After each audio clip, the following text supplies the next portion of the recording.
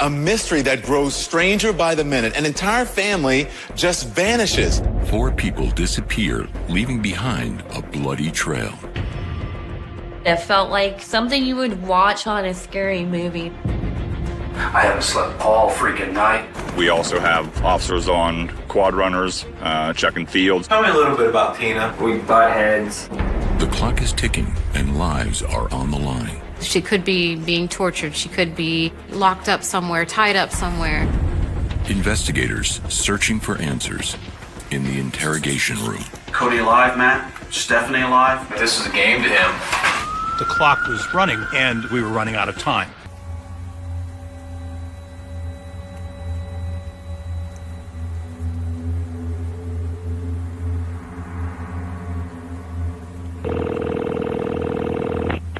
Sheriff Barber's office. Yes, this is Valerie Haythorne. One of my employees did not show up for work this afternoon, which is totally uncharacteristic of her. I am out at her house now. I just went in her home because I'm so worried about her. There is blood everywhere. Don't go back in the house. I'm not going to you. I'm staying in the driveway. Okay.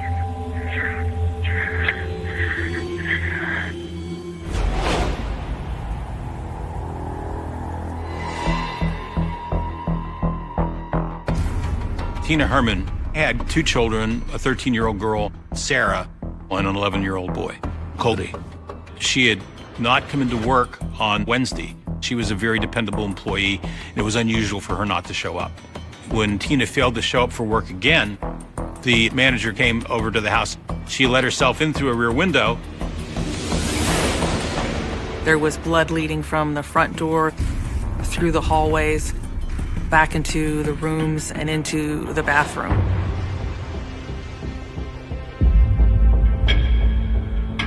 She had groceries on the floor in the kitchen that she had apparently just carried in, and they contained items that would have normally been refrigerated immediately.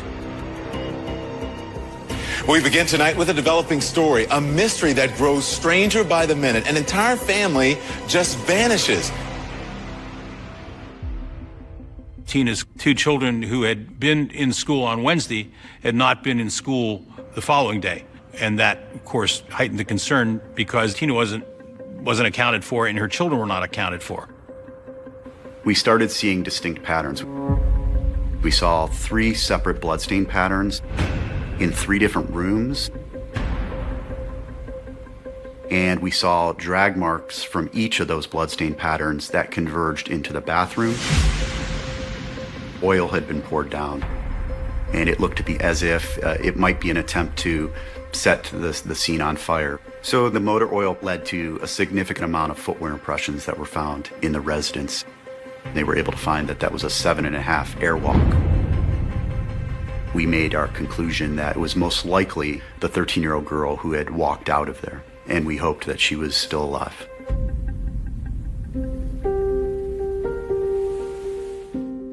I met Tina Herman and we worked the same shift together. She loved to do anything with her kids. Both kids were involved in sports. She never missed a game. Took them to the movies. Everything was always about the kids.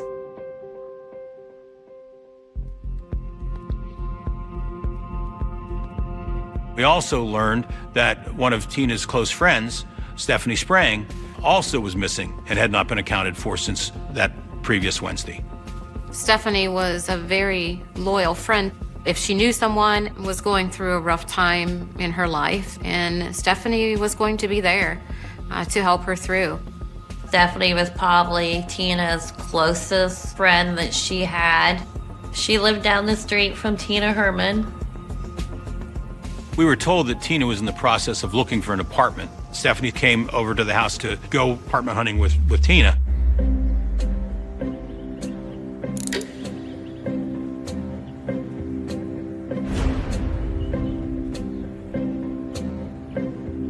As the search intensifies, so does the fear in this community. I think everyone's just kind of really scared that something like this could happen so close to home. It felt like a nightmare. It was like something you would watch on a scary movie, not something that would happen to people that you knew.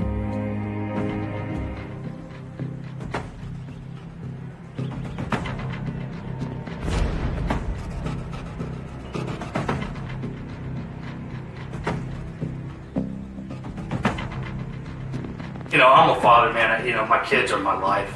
All I would ever want to do is protect them, you know. And I just got this weird, creepy feeling that, you know, something is wrong with my kids, man. And I haven't slept all freaking night. I haven't been to bed since, you know, since any of this. Well, she didn't show up for work Wednesday. And nobody could get a hold of her. Her phone was off. And we're like, okay, what's going on? I talked to her Tuesday night, and I talked to her Wednesday at 12:10. And then Wednesday, that was the last time I talked to her. That was on the phone? That was on the phone.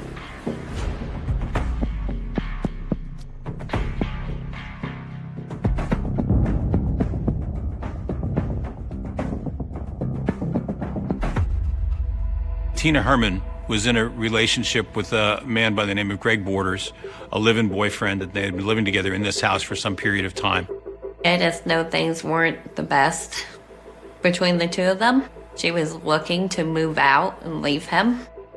A major concern was that her boyfriend, you know, was not at the scene until late in the day on Thursday. It seemed, you know, unusual.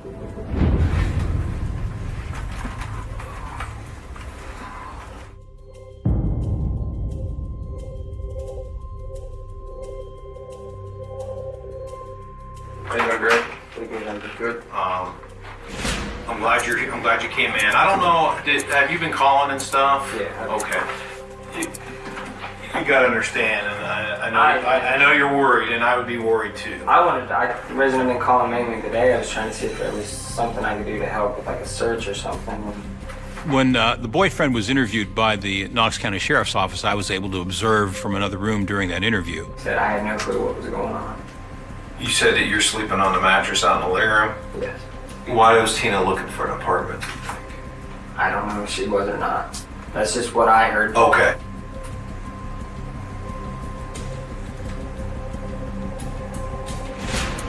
Can you tell me a little bit about Tina?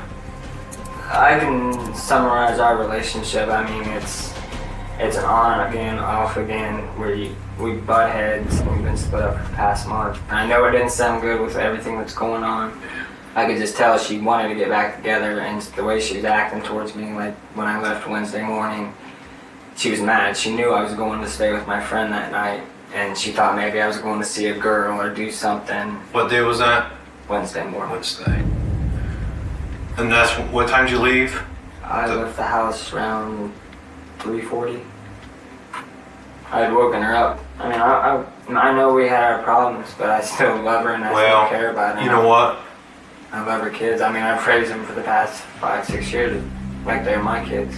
I just want you guys to find her because it's killing me. I just keep picturing them out in the woods. And he had what was a very easy to check out alibi. He said that he had left for work very early, which was his normal routine. I said he worked an hour and a half away in a large warehouse, that he had made plans with another worker to go golfing on that following Thursday. He was invited to spend the night at the friend's house. The initial response in terms of both his demeanor and the story that he was telling suggested that he was not involved. I'll walk you out.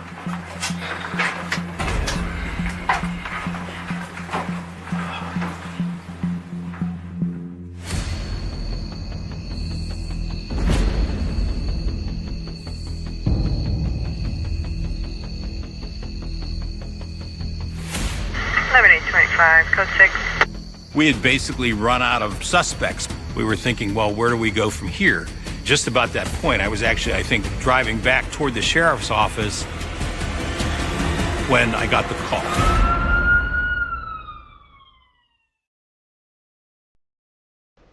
Friends and neighbors scouring a wooded area looking for any sign of a missing family.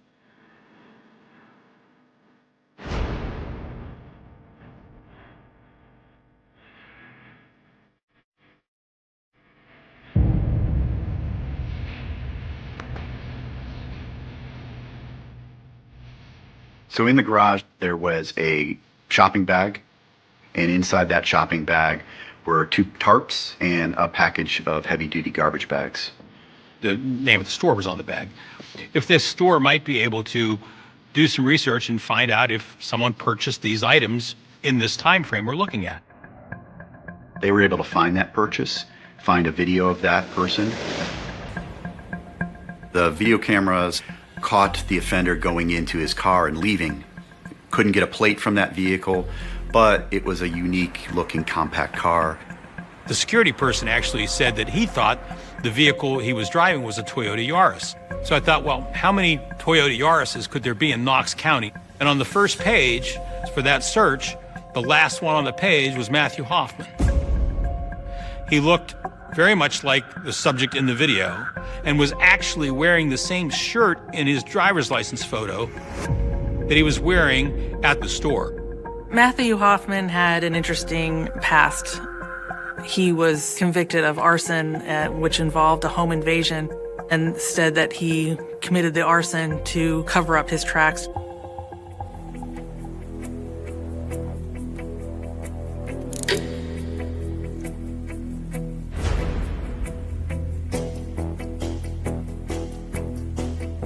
They went in through the front of the house and they found him asleep on the couch in the living room and immediately took him into custody. Mr. Hoffman had what I would call a fetish with leaves. He was a tree trimmer for a while, and he was oftentimes known to climb trees and be sitting in trees. I mean, the whole house was full of leaves. He had collected a large amount of leaves, had them tacked to his walls. I don't know if he was using them for insulation or what, you know, in bags, but there were just huge piles of leaves all through the house. They started doing a room-by-room search, and they didn't find anything else on the ground floor. They didn't find anything else on the second floor. And then they noticed that there was a dresser pushed against the basement door leading to the basement. You know, it was strange. What's down in his basement? And it was only on removing that dresser and going down into the basement that they discovered Sarah. And I could hear Joe yelling, "They found her, she's alive, she's alive." And in this basement area, there was a large pile of leaves, and then he had placed a number of blankets on top of that, and that's where he was having Sarah sleep. She was tied with bungee cords wrapped around her feet, her ankles, and her wrists, and she also had, you know, like work gloves over her hands with duct tape.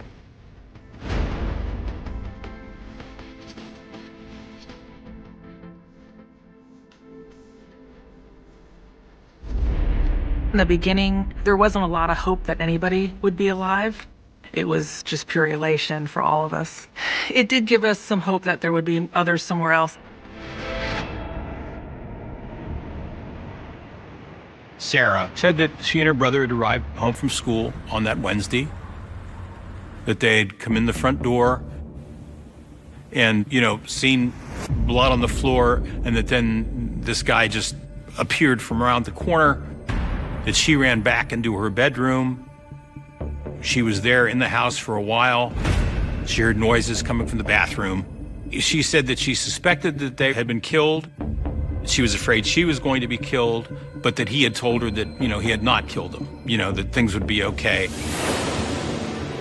Sarah did confirm in her interview after she was rescued that he had sexually assaulted her. Through her account, it gave us a better timeline as to how things occurred.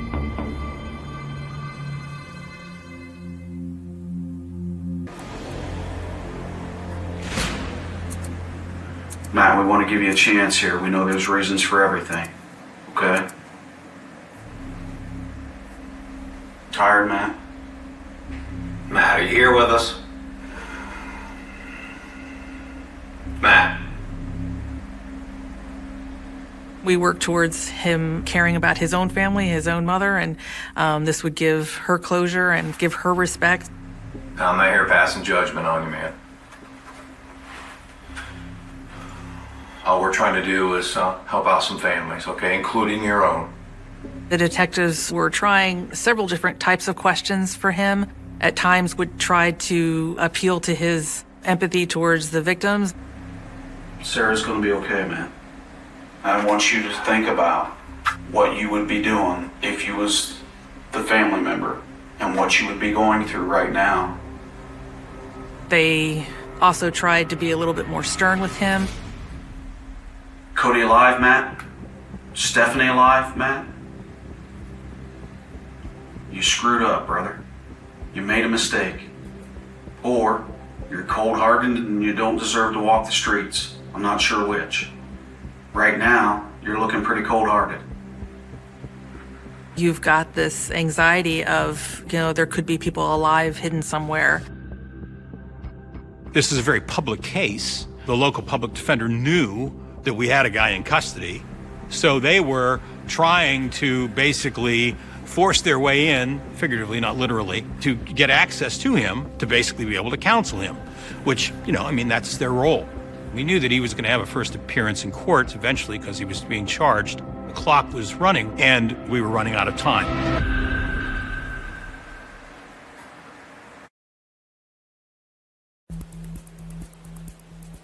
Sunday, 13-year-old Sarah Maynard was found, bound and gagged, but alive in the basement of a Mount Vernon home, and deputies arrested Matthew Hoffman.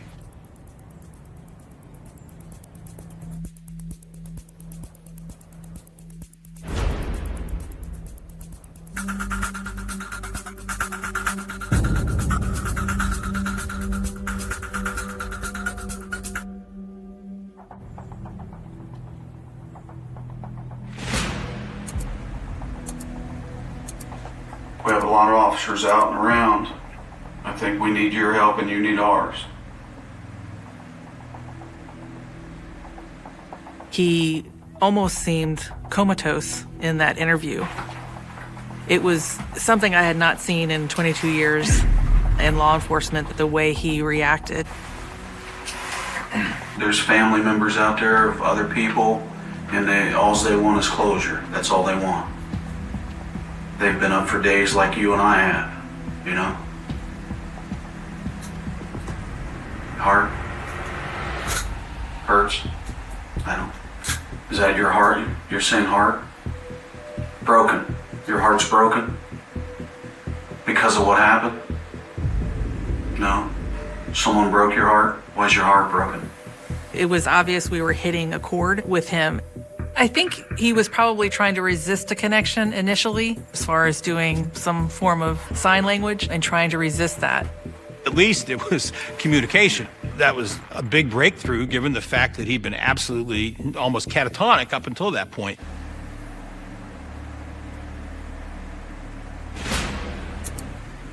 That kind of looked like this is a game to him. This whole thing's a game. Well, it has to be a guy that can sit there that long with his eyes closed, wishing we would go away.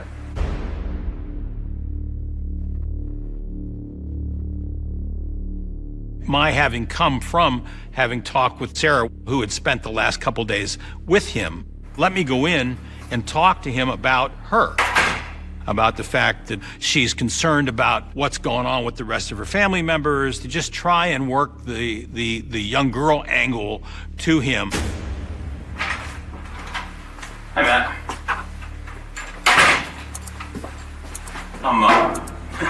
I'm Joe Dietz. I'm a special agent with the Office of Criminal Investigation.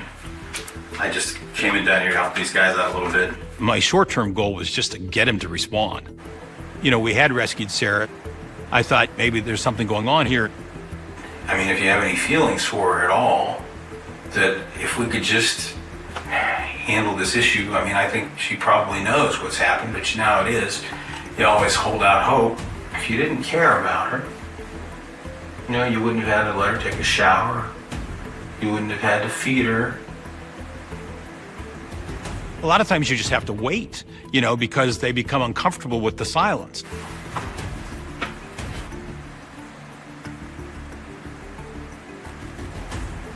You could have done things a lot differently. So you must have some feelings for her.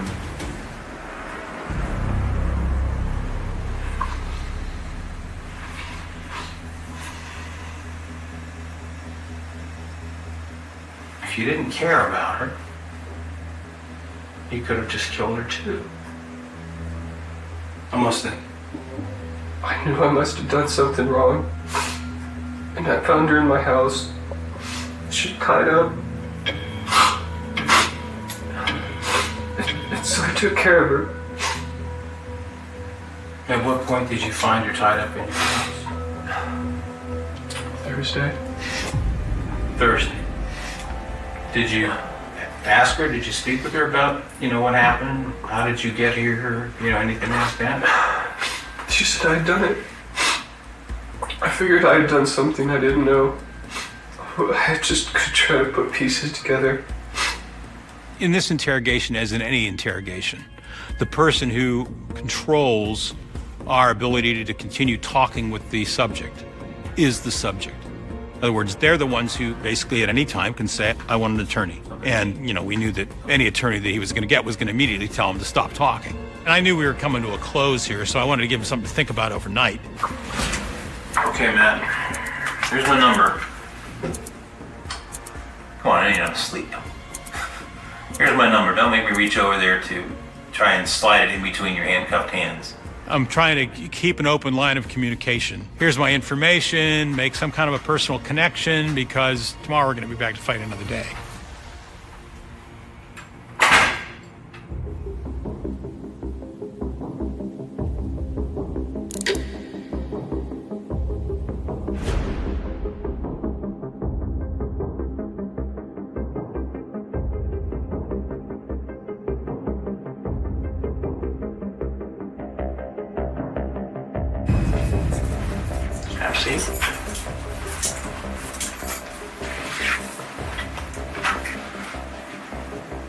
I don't think it was a coincidence that he picked that home with a 13-year-old girl in it. He chose not to kill her and to take her instead. So we thought, let's see how he will behave with a female interviewer. Hi, Matt. Hi, my name is Chris. I wanted to talk to you for a second if I could. The day before, the gentleman had had a table between them. So we changed up the room so that we put a chair close together. I had my hair in a ponytail, and we actually talked about me trying to look a little younger and looking more relaxed and more comfortable so that he felt more relaxed and off guard. You look pretty exhausted. Were you able to sleep last night? Going at him hard didn't seem to work. We decided we were going to go very slowly and a soft approach. He was actually shivering pretty significantly, so I'm trying to get him relaxed to think that I'm interested in how he's handling the situation right now. So that was just a way to try to put him off guard, to break down those barriers so that I can get to that backstory. Where's the sadness coming from?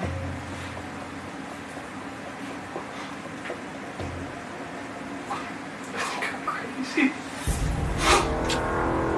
Why do you think that? Because I must have done something bad.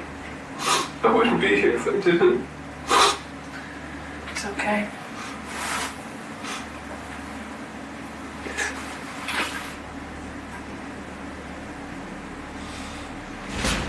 I don't know who those other people are. What other people? Who was those guys grilled me about yesterday? Well, I'm concerned about you right now. It's okay. As we were going through the day, I thought, well, he's got to be hungry. Sent out for some food, some pizza, some garlic bread, a couple energy drinks here. Okay. He wants to be taken care of. He wants to be paid attention to. Do you want some pizza? I can put it on there. Especially by a female, and I just fed into him, giving him that focus and giving him that attention so that he would bring his guard down. People will forgive if you're honest and try to help as much as you can. That goes a long way with most people. This is too big for forgiveness. There was a girl walked into my house. How could I be forgiven? I don't even forgive myself for that. How did that happen? These people had been missing since Wednesday, and there'd been a great deal of searching going on. Given the fact that we had significant signs of struggle, trauma, injury, it heightens the concern and the anxiety.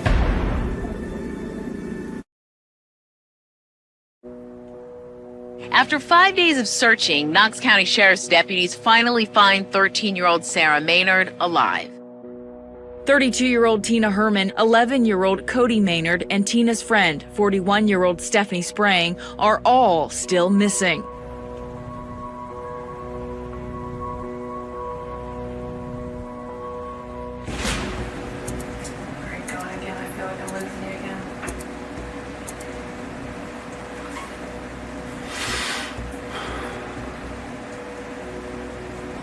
I felt when the SWAT team came in the morning, relieved that she could go back to her family, and then I didn't know what to do. What do I do to this girl?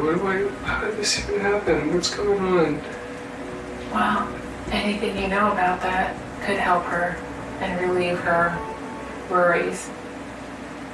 Since you were there for some of it. I tried to just tell her that everything's gonna be okay. I didn't know if everything's gonna be okay or not.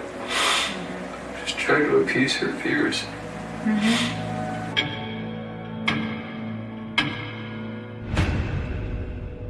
Hoffman outright lied about what happened with her.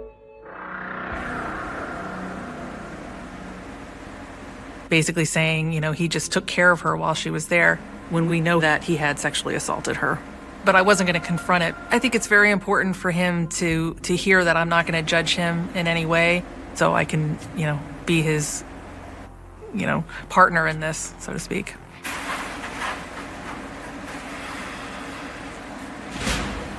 What is it? 3:16. But time is just so important when we're talking about people that are out there in the unknown. There really is some urgency to finding out where they are. I really want to go back to my cell. Sitting for too long.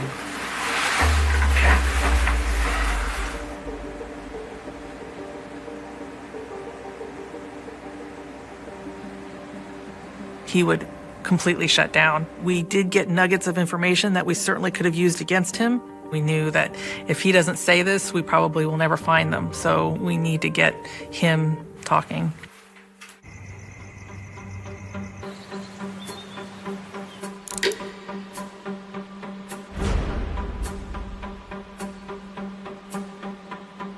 Everyone at work was very hopeful, but as the days went on, we were feeling less and less.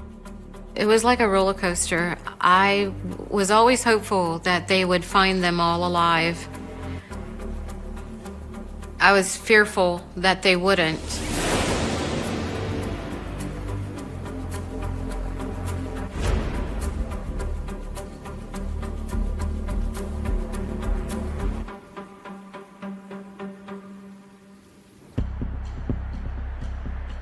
The two clocks that were running in our mind were, one, how long he was going to agree to continue to talk to us, and two, the point at which he was going to have an appearance in court, at which time he was going to be given a lawyer.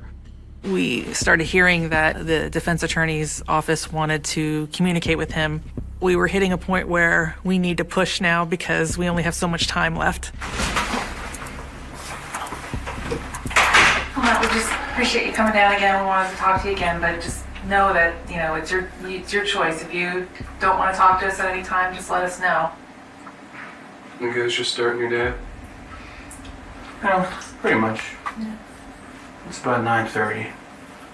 A little bit earlier. Are you normally an early riser, or do you stay up late and sleep in? I get up early.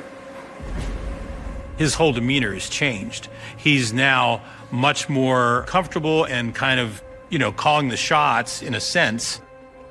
What are your thoughts today after things we talked about and kind of left it last night with you feeling like you wanted to do what you could to help? The day before, he said he wanted to talk with me alone. Now, if you want to have that conversation now. Chris, would you give us a couple minutes? Okay. My first thought was, well, this is a test. This coffee's kind of getting me. Can we go to the bathroom? Yeah. All right. No, you're not going to try and overpower me and take my gun or anything, right? No, you might. If you want to, you can give it to someone. Okay. So we didn't know what he was going to want to do. I mean, literally all the rules are off, and he knew that.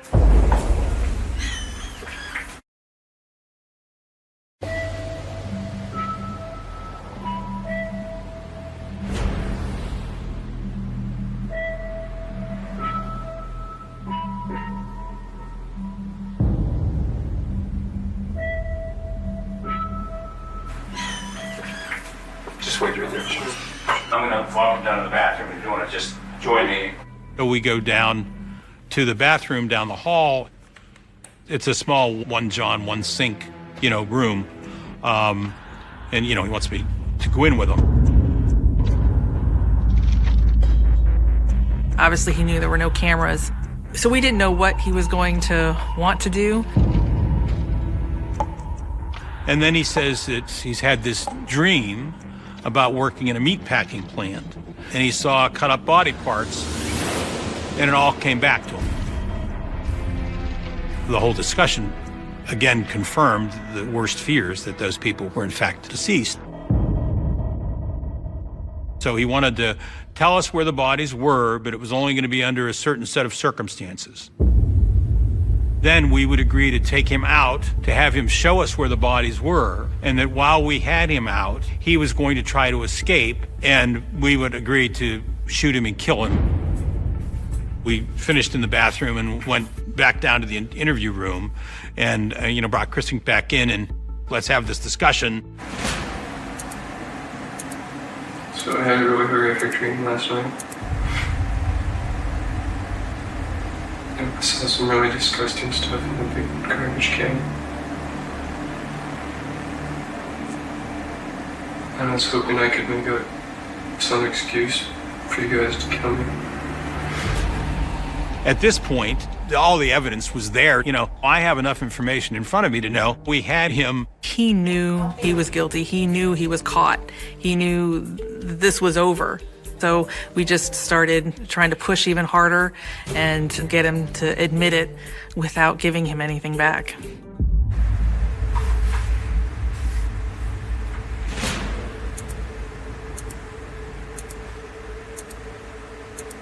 I just see it right on the tip of your tongue. I see it. You want to do it. And I'd imagine you're just afraid. You tell me what it is that's stopping you. Just these past few days and all the stress, feeling that I'm involved. I just wanted to figure out some way you could end it. The one thing he had any control over, the last thing in his life he was going to have control over, was this stretch of time by basically dragging this out. So I was going to, just start to turn up the heat more. I made up that just so I could... Matt, I don't believe that, Matt. I don't believe it. I think that you know.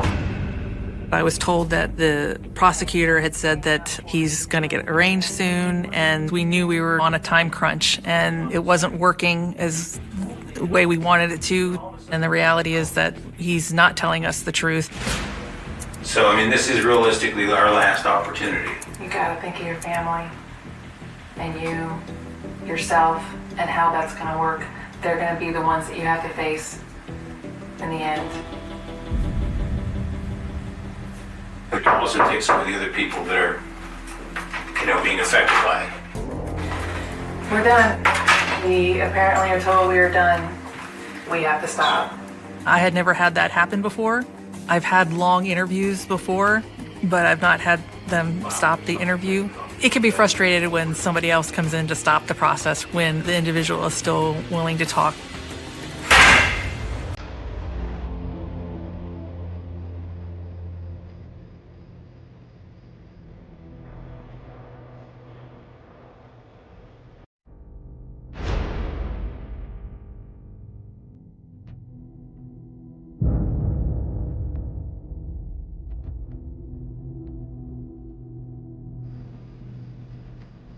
Apparently, between the Knox County prosecutor and the attorneys, they had decided on the deal of taking the death penalty off the table. Once the deal was made, that's when he was willing to give up where the bodies were.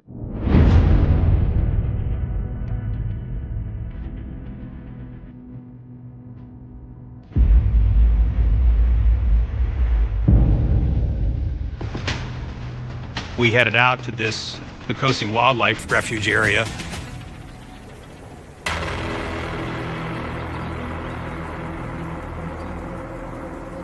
There's this large beech tree there, about 70 feet up. The branch is kind of wide out. I could see that about 7 foot above the ground, there was what appeared to be a knothole. I could see that there was a black garbage bag in there. And obviously that was confirmation we needed to believe that that was in fact the tree.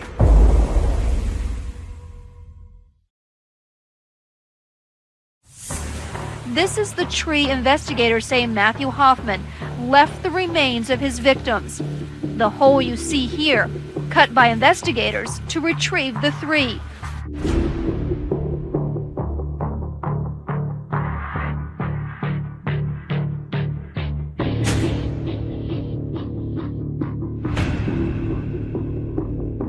I remember investigators saying they brought a dog out there and the dog didn't hit on the tree because it was so thick. He went up to the very top of the tree and he dropped the bags the whole way down to the bottom. They had to pull all the bags out and open them all up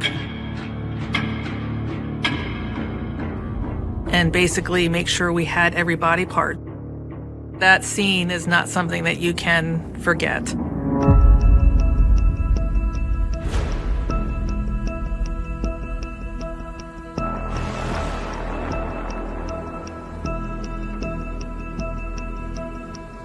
He said that he had just identified the house the day before, that he had gone and spent the night across the street in a sleeping bag.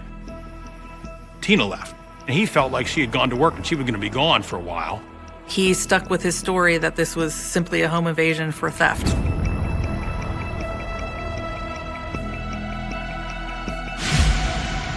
And Tina came home unexpectedly.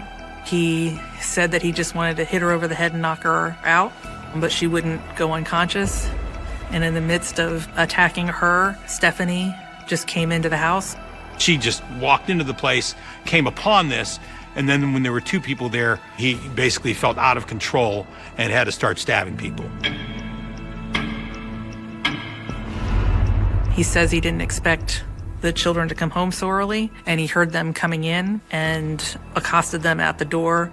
When he got down to just having the 13-year-old girl, he believed he didn't need to kill her because he felt he could subdue her. So that's why he did that, out of basically the kindness of his heart.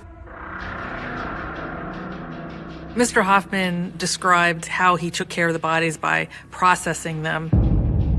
Then he thought, well, I'll put them in the tree. You know, he knew of this tree, he spent a lot of time in the woods, and that then he would go get gasoline and come back and burn the house down.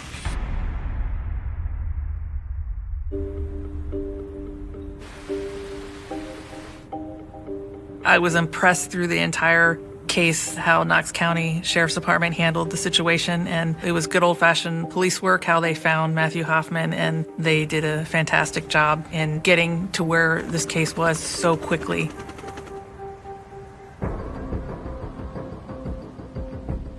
Finding the pleas to be voluntary, the court accepts the pleas and finds the defendant guilty.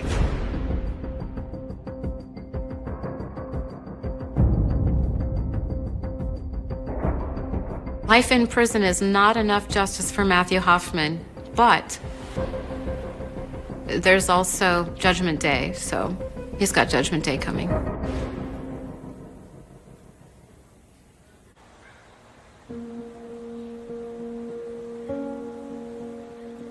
The funeral was held in a church in Columbus. There was no sitting room. There was people standing.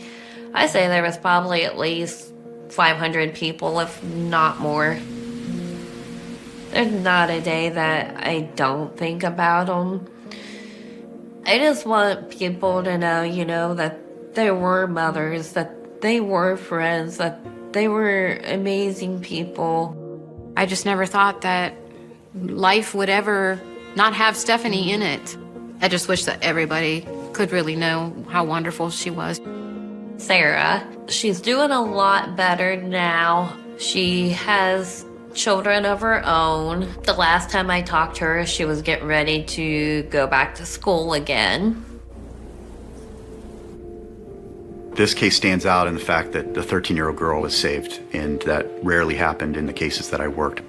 This case really made me realize that there's some cases where you're really going to make a difference.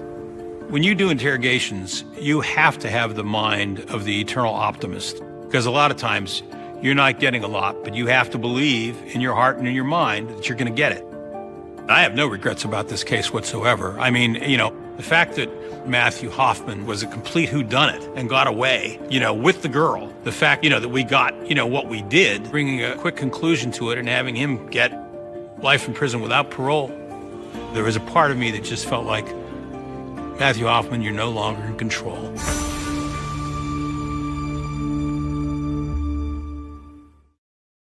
The last thing Andrew Munns left behind was not a body, not a farewell letter, not a witness who could say exactly what happened.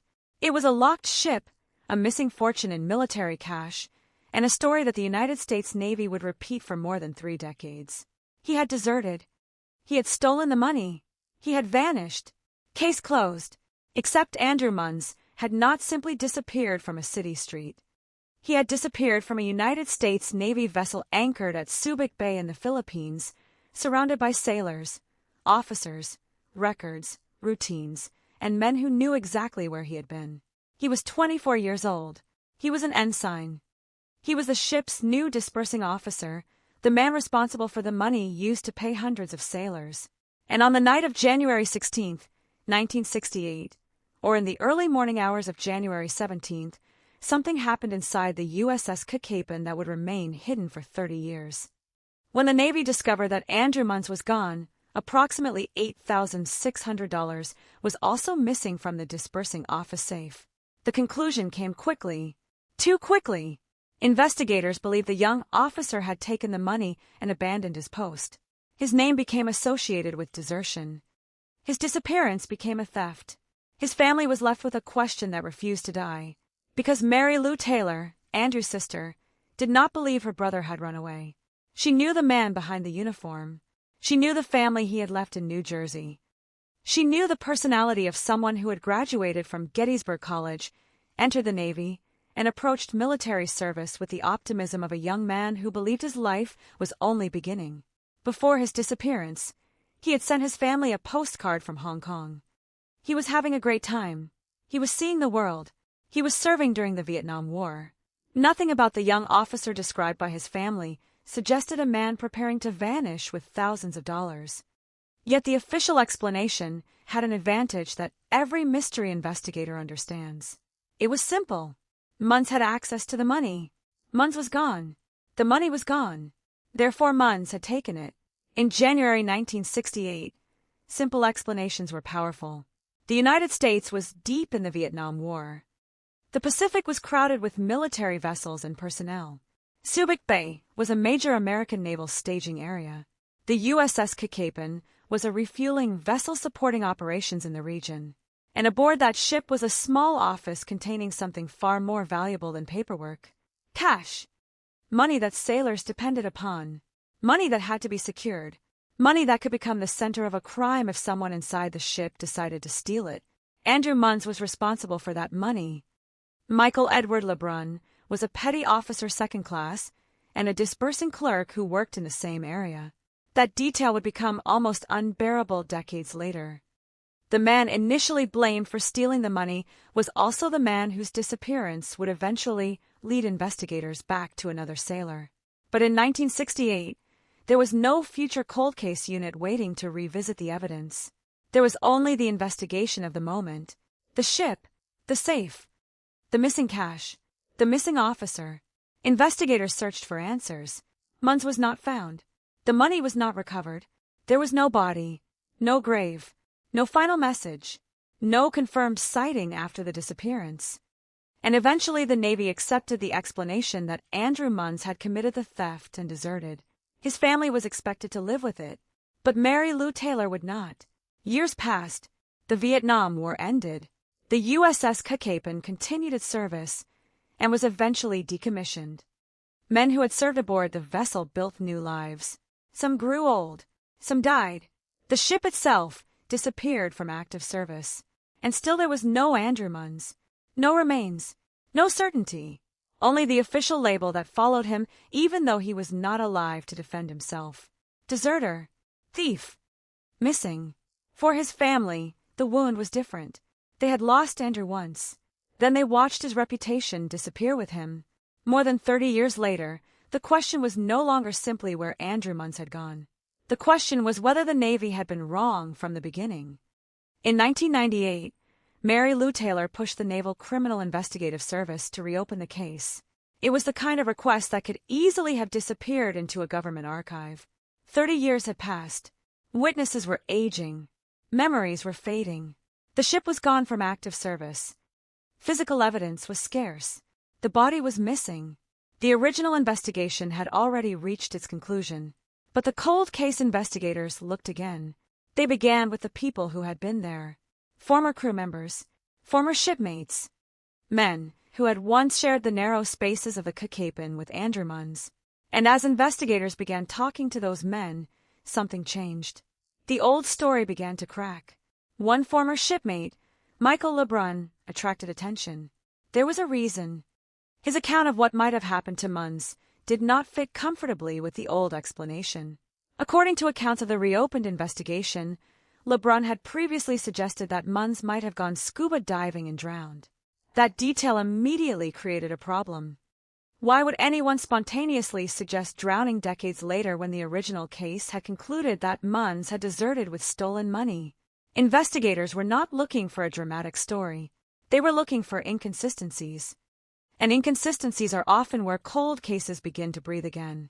NCIS agents interviewed LeBrun multiple times in 1999. He cooperated.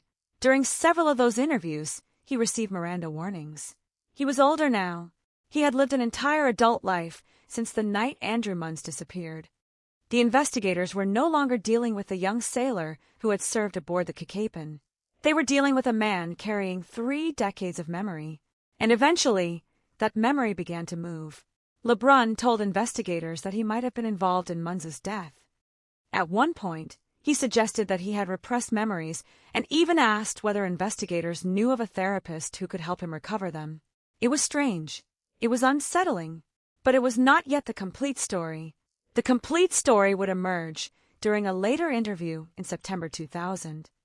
That interview would become the center of a legal battle that lasted for years. Investigators approached LeBrun again. They brought him in for questioning. The conversation became intense. They told him he was the prime suspect. They told him they had significant evidence. They used psychological pressure. And after approximately 33 minutes of questioning, LeBrun confessed. According to the confession described in the federal court record, Andrew Munns had caught LeBrun stealing from the safe. Munns had walked into the dispersing office while LeBrun was committing the theft. And LeBrun said he attacked him. He strangled him. He struck him. He killed him. Then came the detail that transformed the disappearance from a mystery into something much darker. LeBrun said he had disposed of Munns's body in a tank containing caustic fuel oil aboard the Kakapen. The missing officer had never walked away. He had never deserted. He had never taken the money and started a new life. According to the confession, Andrew Munns had been killed because he discovered a theft. The man who had been branded a thief had actually been the man who interrupted one. For Mary Lou Taylor, the meaning of the case changed in an instant. Her brother had not abandoned his family. He had not betrayed his uniform. He had not stolen from his fellow sailors. He had died inside the ship where he was supposed to be safe. But the confession created another problem. A confession is not automatically the end of a case. It can become the beginning of an entirely different battle. LeBrun's defense challenged the circumstances under which the confession had been obtained. The first federal court to consider the issue suppressed the statements, finding constitutional problems involving Miranda and coercion. The government appealed. In 2002, a panel of the Eighth Circuit upheld the suppression. The case seemed to be collapsing again. Then the government sought rehearing before the full court. In 2004, the en banc Eighth Circuit reversed the lower ruling. The court held that LeBrun's confession could be admitted, concluding that his mistaken belief that he would not be prosecuted did not make the confession involuntary under the applicable legal standard. The courtroom battle had become almost as complicated as the original disappearance. 36 years had passed. The ship was gone. Andrew Munns was still missing, and the only man who claimed to know what happened had changed his story, confessed, challenged his confession, and fought to keep it out of evidence. There was no body to examine, no physical remains to establish a cause of death, no grave from which forensic evidence could be recovered. The Kakapen itself had eventually been dismantled. The place where the body was allegedly hidden no longer existed in the same way. The physical world had erased much of the crime. But the confession remained, and the family remained. In June 2001, before the legal process was finished, the Navy formally restored Munns's honor. At Arlington National Cemetery, Andrew Munns received full military honors. A ceremonial casket was draped with the American flag. His family stood where they should have stood decades earlier. The Navy no longer classified him as a deserter. The man who had disappeared in disgrace was finally remembered as a fallen sailor. It was a moment of vindication, but not closure, because closure requires certainty. And Andrew Munns's body was still somewhere beyond reach. The confession said one thing. The missing remains said another. The legal proceedings continued. LeBrun remained accused of the killing. Years passed. The case became one of the most unusual cold case investigations in naval history. Then, in September 2005, shortly before jury selection was set to begin, LeBrun admitted that the confession was true and pleaded guilty to voluntary manslaughter. The following year, he was sentenced to 4 years in federal prison without parole. Nearly 4 decades after Andrew Munns disappeared, the man who said he had killed him was finally punished. Yet even that ending carried a strange emptiness. There was still no body.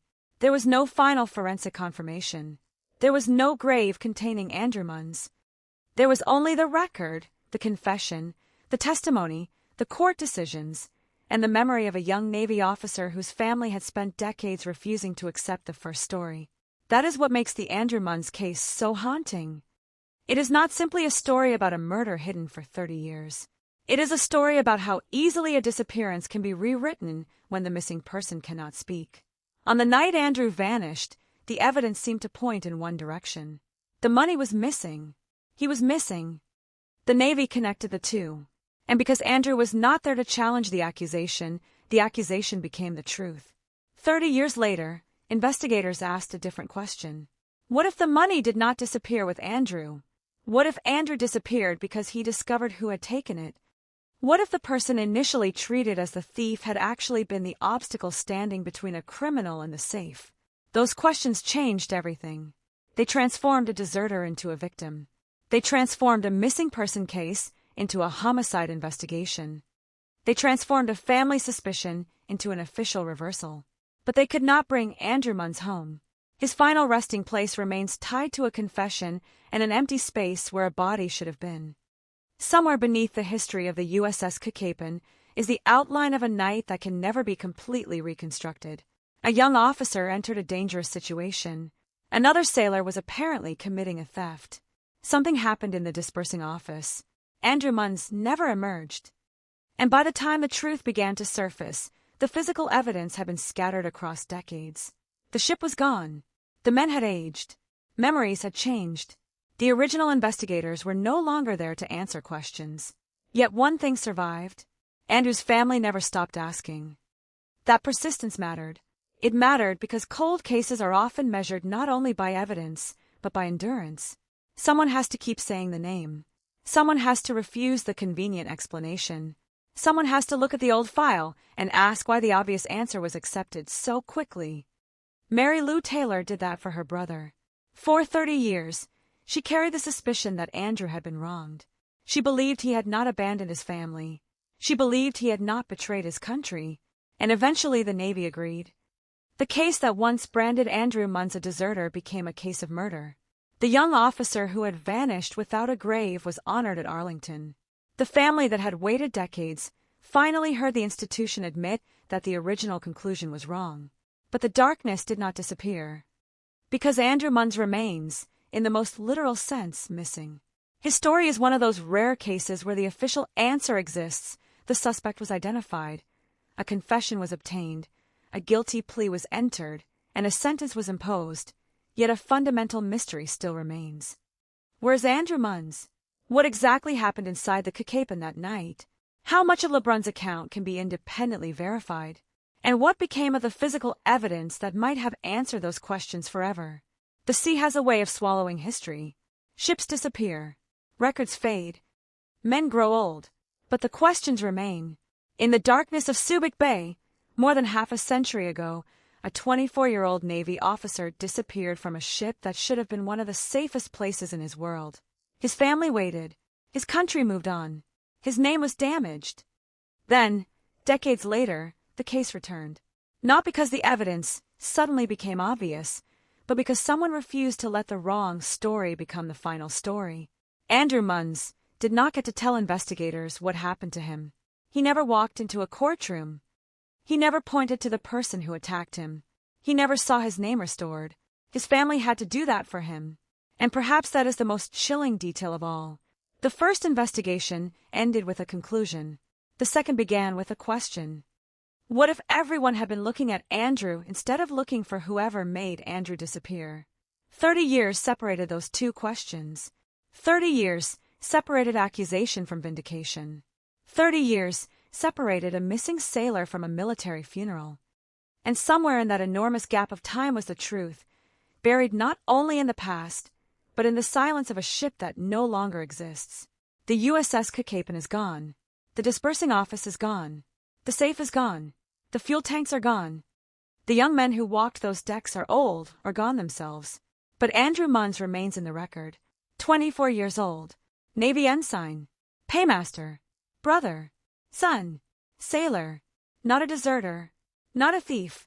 A man whose disappearance became a cold case because the first answer was easier than the truth. And when the last surviving pieces of that night finally came together, they did not produce the kind of ending a family dreams of. They produced something quieter. A name restored. A flag over a ceremonial casket. A courtroom confession. A prison sentence. And an empty grave where there should have been a body. The mystery began with money. It ended with a question that money could never answer. What happened to Andrew Munns after he walked into that office? The Navy eventually answered the most important part. He did not run. He did not steal the money. He did not abandon the men who trusted him. He was killed. But history still carries the silence surrounding the exact final moments of his life. And perhaps that is why the case continues to haunt. Because even when a cold case is officially solved, the darkness does not always surrender everything. Sometimes it gives investigators a name. Sometimes it gives a confession. Sometimes it gives a conviction. But sometimes it keeps the one thing families wanted most. The body. The final goodbye. The certainty of knowing where the person they loved came to rest. For Andrew Munns, that certainty never came. More than 50 years after the night he disappeared in the Philippines, his story remains a warning about the danger of convenient conclusions, the power of persistence, and the terrible cost of silence. A sailor vanished. A thief was assumed. A family refused to believe it. 30 years later, investigators reopened the file, and the story changed forever. But Andrew Munns never came home. For Andrew Munns's family, the story did not end when the courtroom doors closed. It did not end when Michael LeBrun entered his guilty plea. It did not end when a judge imposed a sentence. And it certainly did not end when the Navy restored Andrew's military honor. Because there was still one absence that no legal document could erase. Andrew was still not home. There was no final resting place to visit. No cemetery marker beneath which his remains could be identified. No moment when his family could stand beside a grave and say, "This is where he is." Instead, there was only a ceremonial casket at Arlington, a folded flag, and the unbearable knowledge that the man being honored was not physically there. The distinction mattered. It always had. For decades, Andrew's disappearance had existed in the strange space between death and absence. His family knew something terrible had happened. The Navy had once believed something else. And the truth, when it finally emerged, came without the one piece of evidence that would have made the story complete. That missing evidence became the shadow over everything that followed. Investigators had a confession. They had the history of the missing money. They had the statements of former sailors. They had a timeline stretching back to January 1968. They had the legal proceedings and eventually the guilty plea. But they could not reconstruct every second inside that ship. They could not recover Andrew's final physical movements. They could not stand inside the dispersing office and see what happened with their own eyes. The passage of time had created a wall between the investigators and the crime. Every year had removed another piece. Memories became less reliable. Documents disappeared into archives. Men who had once been young sailors became elderly witnesses. Some died before they could ever be questioned. Others remembered events differently. The investigation had to move through a landscape of fragments. And that is where the case becomes more disturbing than the simple headline suggests. Because the question was never merely whether LeBrun had confessed. The deeper question was why Andrew had been blamed in the first place. What happened during the original investigation that allowed the disappearance of a Navy officer to become a story about his own misconduct? The answer begins with the circumstances surrounding the missing money. When approximately $8,600 disappeared from the dispersing office, the investigation naturally focused on the person responsible for the funds. Andrew Munns was the officer in charge. He was young. He was newly assigned. He had disappeared. The evidence appeared to form a clean triangle. Missing money, missing officer, suspected desertion. But what looked clean from a distance became far more complicated when investigators returned decades later. The old conclusion had depended heavily on absence. Andrew was gone. His body was not found. No immediate evidence established that he had been killed. There was no surviving eyewitness who came forward to say, "I saw someone attack him." Without a body, homicide was difficult to prove. Without a confirmed destination, disappearance could be interpreted in almost any way. A young military officer in a foreign country could have deserted. He could have fled. He could have drowned. He could have been robbed. He could have been killed. The possibilities were endless. The missing money narrowed the field, but it also created a dangerous assumption. Investigators were not starting with the question, who killed Andrew Munns? They were starting with the question, where did Andrew go with the money? That difference may have changed everything. Once the theory of desertion took hold, every unexplained fact could be interpreted through it. If Andrew was missing, that supported desertion. If the money was missing, that supported theft. If there was no body, that meant he had probably escaped. If nobody could explain where he had gone, perhaps he had deliberately disappeared. The theory fed itself, and the longer the case remained unsolved, the stronger the original conclusion became. This is one of the most dangerous forces in any investigation. An unanswered question can become an assumption. An assumption can become an official conclusion. And once an official conclusion enters a file, every future investigator has to overcome the weight of what came before. Andrew's family never accepted that weight. For Mary Lou Taylor, the official version had always felt wrong. She knew the person behind the Navy uniform. She knew the family history. She knew Andrew's character. And she knew that disappearing with stolen military money would have meant abandoning everything he had built. There was another detail that mattered. Andrew had been in contact with his family before his disappearance. His postcard from Hong Kong showed a young officer enjoying his experience overseas. There was no indication that he was preparing to vanish. Nothing suggested that he wanted to abandon his career or his family. To investigators decades later, these details did not prove innocence, but they became part of a larger picture. And sometimes a cold case is solved not by one extraordinary clue, but by the accumulation of ordinary facts that refuse to fit the original theory. Then there was LeBrun. His name had existed in the background from the beginning. He was not a stranger who suddenly appeared 30 years later. He had served aboard the same ship. He had worked in the same environment. He understood the routines. He knew the dispersing operation. He knew how money was handled. And according to the later investigation, he eventually became the person whose statements began to change the entire case. At first, investigators encountered uncertainty, then suggestions, then memories, then allegations, and finally a confession. But even that progression was not straightforward. LeBrun's later statements contained elements that raised questions about memory and suggestion. During interviews, investigators pushed him. They told him they believed he was responsible. They challenged his explanations. They pressed for details. The interrogation became a battle of certainty against uncertainty. And when LeBrun finally described the killing, the investigators had something they had never possessed before: a direct account from someone claiming to have been there. According to that account, Andrew had discovered LeBrun stealing from the safe. The confrontation escalated. LeBrun attacked him. Andrew was strangled and struck. Then his body was disposed of inside the ship. If true, the theory explained something the original investigators could not explain. Why would Andrew disappear without taking his personal life with him? Why would his family never hear from him again? Why would the money be missing? Why would a sailor who had been present around the dispersing operation later describe circumstances surrounding Andrew's disappearance? Suddenly, the missing money was no longer evidence that Andrew had stolen it. It could have been evidence of the motive for killing him. That inversion was devastating. The same evidence that once pointed toward Andrew could now point away from him. And the implications went beyond one family. If Andrew had been falsely labeled a deserter for decades, then the original investigation had failed in a way that could never be fully corrected. A man had disappeared. His reputation had been damaged. His family had been left to defend him without knowing what had happened. And the person ultimately held responsible had remained free for decades. The timeline was almost impossible to comprehend. 30 years.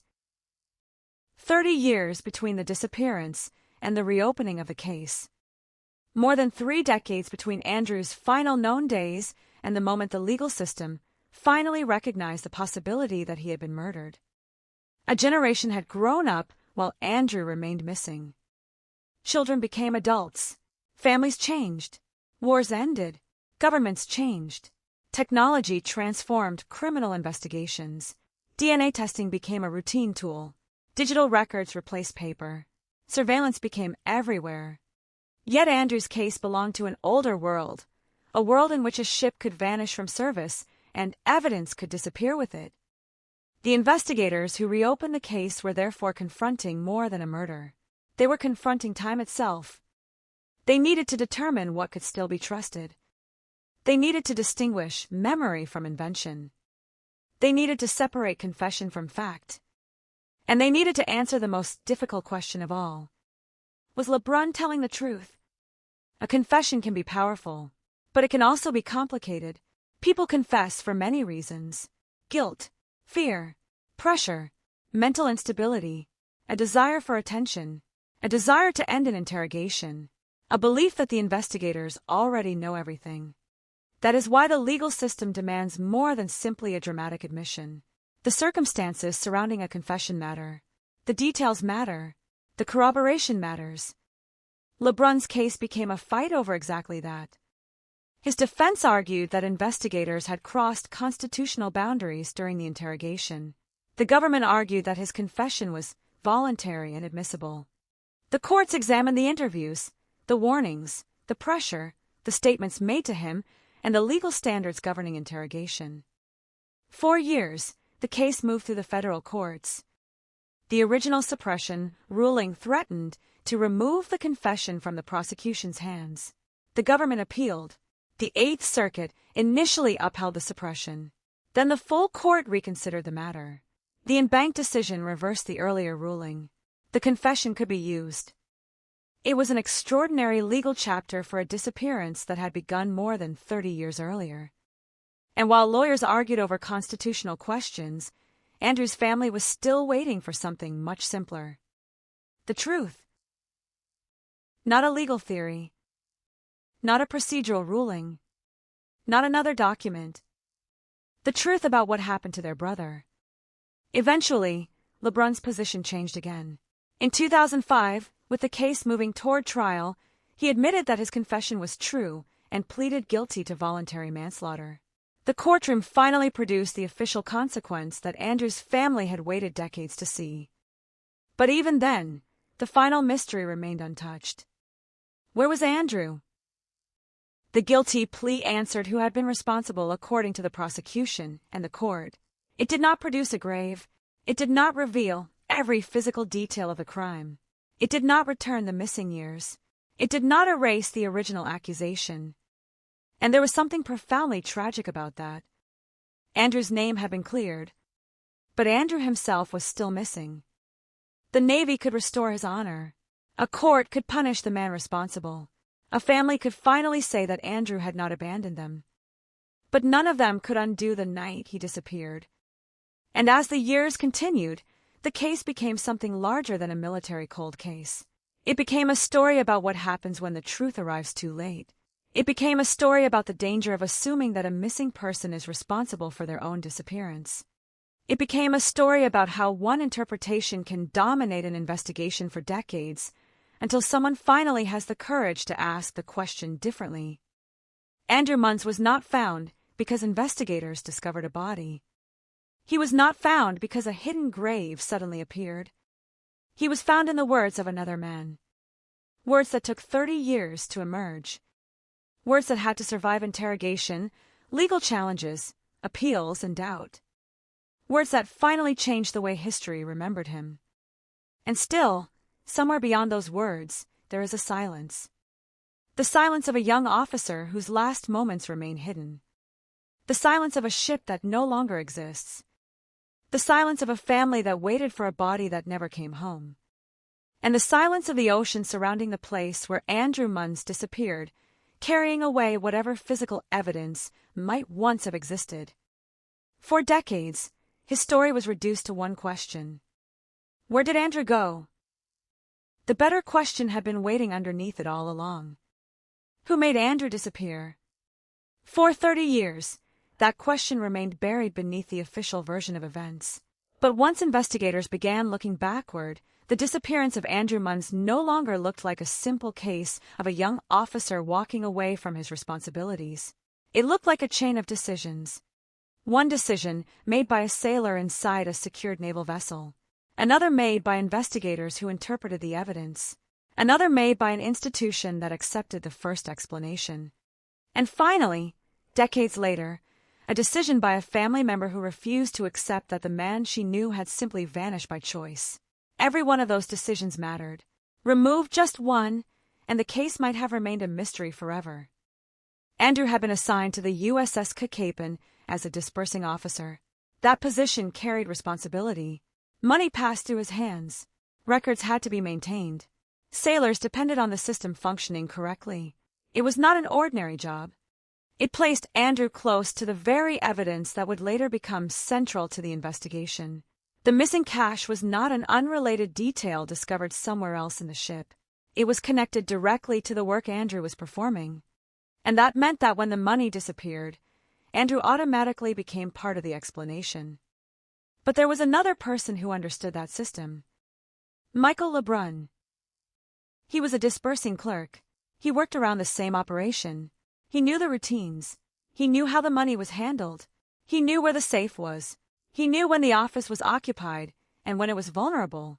If the later account was accurate, that knowledge was not incidental. It was the reason Andrew became a threat. The alleged sequence was brutally simple. LeBrun was stealing. Andrew discovered him. A confrontation followed. Andrew was attacked. Then the disappearance was made to look like something else. That possibility changes the meaning of every detail surrounding the case. If Andrew had been killed after discovering a theft, then his disappearance itself could have served as part of the cover story. A missing officer with missing money creates an obvious narrative. Investigators do not need to invent a motive. The missing cash provides one. The missing man appears to provide the suspect, and the person who remains behind can point toward the empty space and say he left. It is the kind of deception that depends on one thing: speed. The faster the first explanation becomes accepted, the harder it becomes to challenge. In 1968, there was no modern cold case infrastructure waiting to revisit every disappearance decades later. There were no databases capable of instantly connecting old evidence with new cases. There was no expectation that investigators could preserve every interview digitally for future generations. The investigation existed in the world of paper files, handwritten notes, military reports, and human memory. And human memory is fragile. That fragility became one of the most important elements when NCIS returned to the case. By then, the sailors who had been young men aboard the Cape were living entirely different lives. They had careers, families, homes, decades of experiences between the present and that night. Some memories had been preserved. Others had faded. Some witnesses may have remembered details differently, and investigators had to determine which memories were genuine and which had been reconstructed over time. LeBrun presented an especially difficult problem. He did not simply provide one clear account and repeat it consistently. His later statements evolved. At one point, he suggested that Andrew might have drowned while scuba diving. That explanation was disturbing because it introduced an entirely different possibility. If Andrew had gone into the water voluntarily, perhaps the disappearance was accidental. Perhaps there had never been a murder at all. But why would LeBrun raise that possibility? Investigators wanted to know. The question became more significant because LeBrun had been aboard the ship. He was not an outsider speculating from a newspaper report. He was someone connected directly to the environment in which Andrew disappeared. The cold case investigation began pulling at those threads. The interviews continued. Questions became more specific. What did LeBrun remember? When had he last seen Andrew? What happened inside the dispersing area? What happened to the money? What happened after Andrew disappeared? And why had LeBrun mentioned drowning? The more investigators pressed, the more complicated the story became. LeBrun eventually described memories that he believed he had previously repressed. He reportedly asked investigators about finding a therapist who could help him recover those memories. That detail alone did not establish guilt. But to investigators, it was another sign that the case contained information that had not been fully explained. The investigation was no longer moving in a straight line. It was moving through layers. The original disappearance, the missing money, the desertion theory, the former sailors, the decades of silence, the strange later statements, the possibility of murder, and finally the confession. When LeBrun confessed in 2000, the investigators had something they had been missing for more than 3 decades, a person claiming direct knowledge of Andrew's fate. But a confession does not automatically reveal the truth. It can reveal what a person believes. It can reveal what a person has imagined. It can reveal what investigators have suggested. Or it can reveal what actually happened. The challenge was determining which one they were hearing. LeBrun said Andrew had discovered him stealing from the safe. He said the confrontation became violent. He described killing Andrew and disposing of his body in a tank containing caustic fuel oil aboard the ship. It was a horrifying account. It was also incredibly difficult to verify. The ship was no longer available as a crime scene in the way a modern investigation would require. Decades had passed. The alleged location of the body could not simply be reopened and examined as though the crime had happened yesterday. There was no fresh forensic trail waiting to be collected. The confession, therefore, carried enormous weight. But it also carried enormous uncertainty. That uncertainty followed the case into federal court. The defense challenged the interrogation. The government defended the confession. The courts examined whether LeBrun had been properly advised of his rights and whether the statements he made were voluntary. The legal arguments became highly technical, but beneath the legal language was a much more human question. Could a confession obtained after 33 minutes of interrogation be trusted? The answer depended not only on what LeBrun said, but on how investigators had obtained it. The initial court ruling favored the defense. The statements were suppressed. For a moment, the prosecution's central evidence appeared to be disappearing.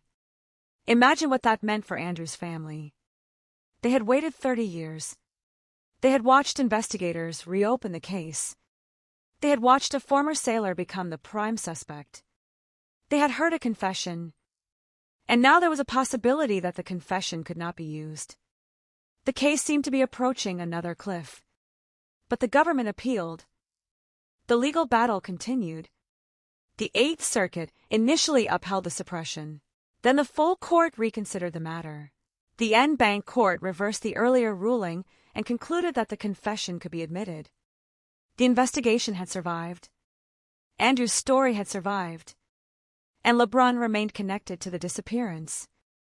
But even after the legal ruling, the central mystery refused to disappear. Where was the body? That question became almost symbolic. A murder without remains. A conviction without a grave. A family vindicated without the physical return of the person they had lost. The absence of Andrew's body meant that the case could never provide the kind of forensic closure investigators would normally seek. There could be no definitive examination of skeletal remains, no modern DNA analysis of a recovered body, no autopsy that could reconstruct the final injuries, no physical evidence from the alleged disposal site that could be compared against the confession. Instead, the truth had to be reconstructed from human testimony and historical evidence. And that made the case vulnerable to doubt. There is something unsettling about cases like this because the final answer depends on people remembering what they saw decades earlier. Investigators cannot turn back time. They cannot freeze the moment of a crime. They can only collect the fragments left behind. The Andrew Munns case was made almost entirely of fragments. A postcard from Hong Kong. A Navy assignment. A missing amount of money. A locked or secured military environment. A disappearance. A theory of desertion. A family that refused to believe it. Former shipmates. An unusual explanation involving drowning. A series of interviews. A confession. A courtroom battle. A guilty plea. And an empty grave. Each fragment mattered. None was enough by itself. Together, they formed the story that eventually changed Andrew's official identity from suspected deserter to victim. But even that transformation had a cost. Because for 30 years, Andrew's family had been living under the shadow of an accusation that they could not disprove. Think about what that means. When someone disappears, a family waits for news. When someone is presumed dead, a family grieves. But when someone is accused of abandoning everything they love, grief becomes tangled with shame. Every birthday becomes a question. Every holiday becomes a question. Every unanswered phone call becomes another reminder. Where is he? Why did he leave? Did he really do what they said? Did he choose another life? Or did something happen that no one was willing to admit? For Mary Lou Taylor, those questions never disappeared. And perhaps that persistence was the most important evidence in the entire case. Not forensic evidence. Not fingerprints. Not a weapon. Persistence. The refusal to let Andrew's name remain attached to a story his family believed was false. Eventually, the Navy recognized what the reopened investigation had uncovered. Andrew was not treated as a deserter anymore. His military honor was restored. His family received the recognition they had wanted for decades. But there was something profoundly incomplete about the ceremony at Arlington. A flag was folded. A casket was presented. Military honors were rendered. But Andrew's body was not inside. The ceremony could restore dignity. It could not restore the man. And that distinction is where the Andrew Munns case remains haunting. Because sometimes a cold case is called solved when the legal system reaches a conclusion. But families measure resolution differently. For a family, solved may mean knowing exactly where their loved one died. Solved may mean having a grave. Solved may mean knowing the final words. Solved may mean knowing the final moments. Andrew's family received none of those things. They received an answer about what likely happened. They received the restoration of his honor. They received the knowledge that Andrew had not abandoned them. But they never received Andrew. And the decades themselves became part of the tragedy. If the original investigation had been viewed differently in 1968, perhaps Andrew's family would have known the truth much sooner. If investigators had considered the possibility that the missing money belonged to the motive rather than the missing officer, perhaps the case would have developed differently. If the right questions had been asked immediately, perhaps the evidence would have been stronger. Perhaps Andrew's remains would have been found. Perhaps witnesses would have remembered more. Perhaps the ship could have been searched before it was gone. Perhaps the case would never have become a cold case at all. But history does not offer those alternatives. It offers only what happened. Andrew disappeared. The money disappeared. The investigation ended. 30 years passed. Then the file opened again, and the story changed. That is the terrifying lesson buried inside the case. A cold case does not always begin with a brilliant criminal who defeats every investigator. Sometimes it begins with an ordinary assumption. A missing person must have left. A missing amount of money must have been taken by the missing person. A sailor who disappears must have deserted. A case with no body must have no murder. Each assumption can look reasonable. Together, they can become a prison. For Andrew Munns, that prison lasted decades. His name remained trapped inside an old conclusion while the people who loved him continued searching for something the Navy had already decided it understood. Then the investigation returned. And suddenly, the man who had been missing was no longer the center of suspicion. The center had shifted. To the safe. To the money. To the sailor who knew the system. To the night when Andrew confronted something he was never supposed to see. And ultimately, to the confession of the man who said he had killed him.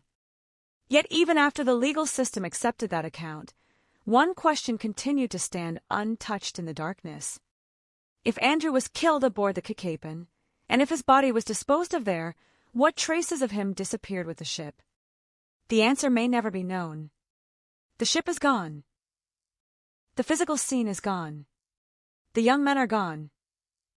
The immediate memories are gone. But the case remains. Not because the mystery is completely unsolved, and not because every question has been answered.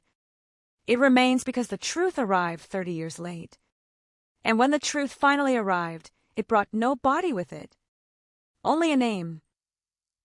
Andrew Munns.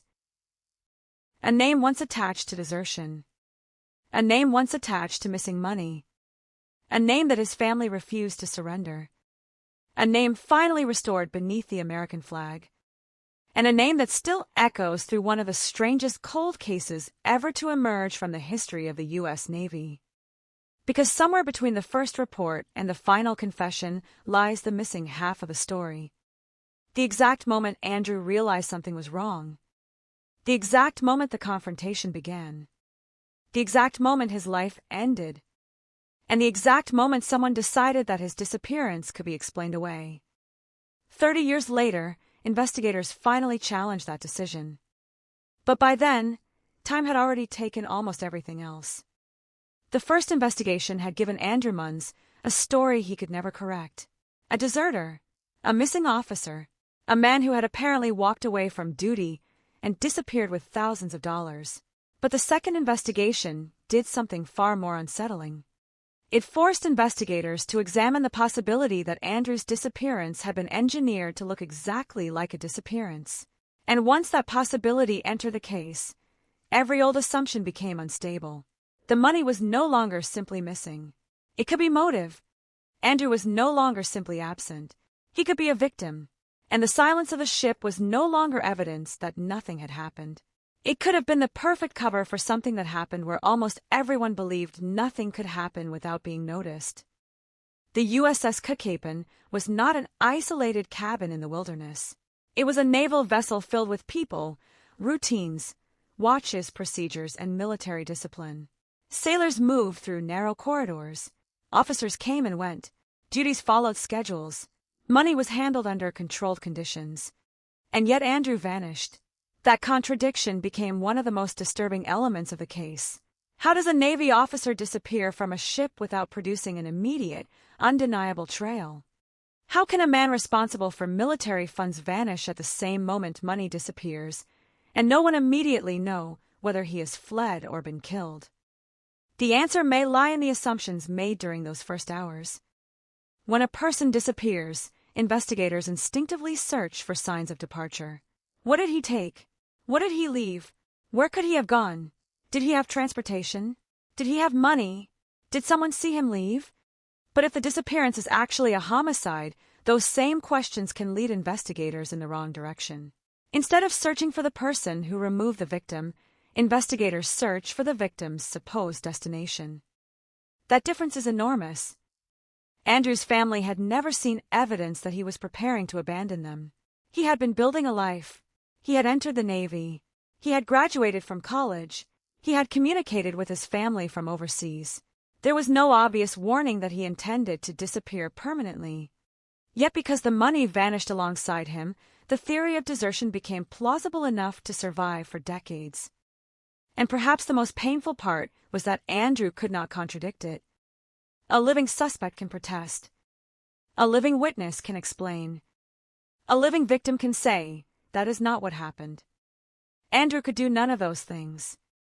His silence was interpreted for him. That is one of the cruelest characteristics of a disappearance. The missing person becomes the least powerful person in the investigation. Everyone else speaks. Investigators speak. Witnesses speak. Newspapers speak. Officials speak. Families speak. The missing person says nothing because they cannot. For Andrew, the first official story became a permanent shadow. His family carried that shadow for decades. Then came the reopening. The investigators who returned to the case were operating in a different era. Cold case investigations had become increasingly sophisticated. Old files could be revisited. Former witnesses could be located. Contradictions could be compared. Interrogation techniques had changed. Investigators could reconstruct timelines with a level of detail that might not have been possible in 1968. But technology could not recreate the missing evidence. There was no time machine. There was no way to walk back onto the original Cookhaven and preserve a scene before it disappeared. The investigators had to work with what survived. People. Documents. Statements. And memory. Michael Lebrun became the most important of those surviving people. His connection to the case was not based on a random coincidence. He had been there. He had worked in the dispersing operation. He had knowledge of the environment surrounding the missing money that made his later statements impossible to ignore. But his statements were also difficult to interpret. At first, there was uncertainty. Then came the possibility of drowning. Then the suggestion of suppressed memories. Then direct questioning. Then the accusation. Then the confession. The progression was dramatic, but investigators still needed to understand what was happening inside Lebrun's mind. Was he remembering something? Was he responding to pressure? Was he attempting to explain something he had carried for decades? Or was he constructing a story from fragments of memory?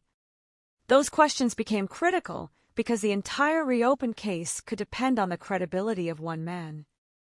And that is where the investigation became a psychological battle.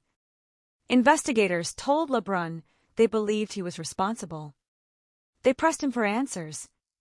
They confronted inconsistencies.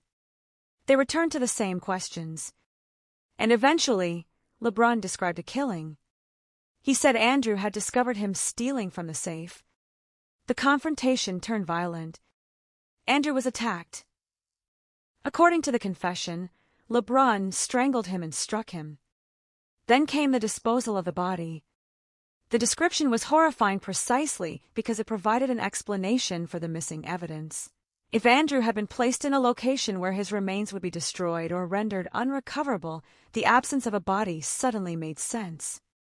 But there was a danger in that explanation. A story that explains everything can sometimes be too convenient. Investigators had to ask whether the details were independently supported or whether the confession itself was creating the explanation. That question would later become central in court.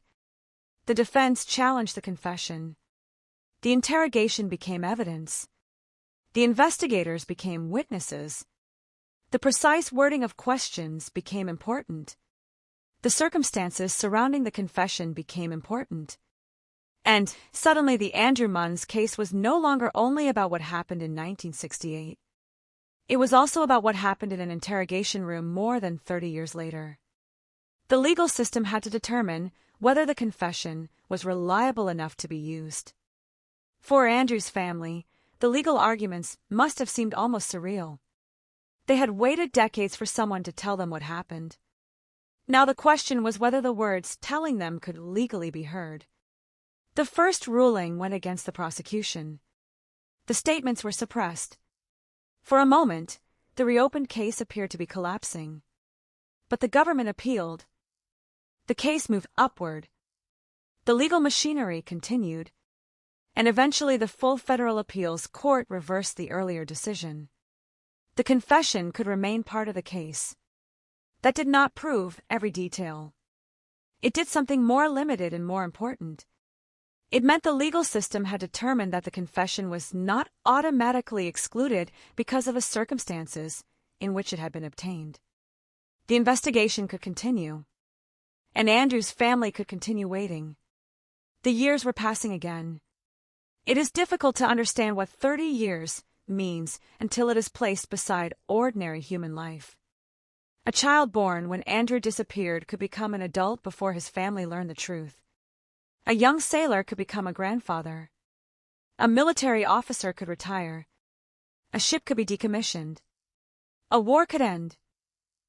An entire generation could pass through schools, careers, marriages, births, and deaths while Andrew remained frozen at 24.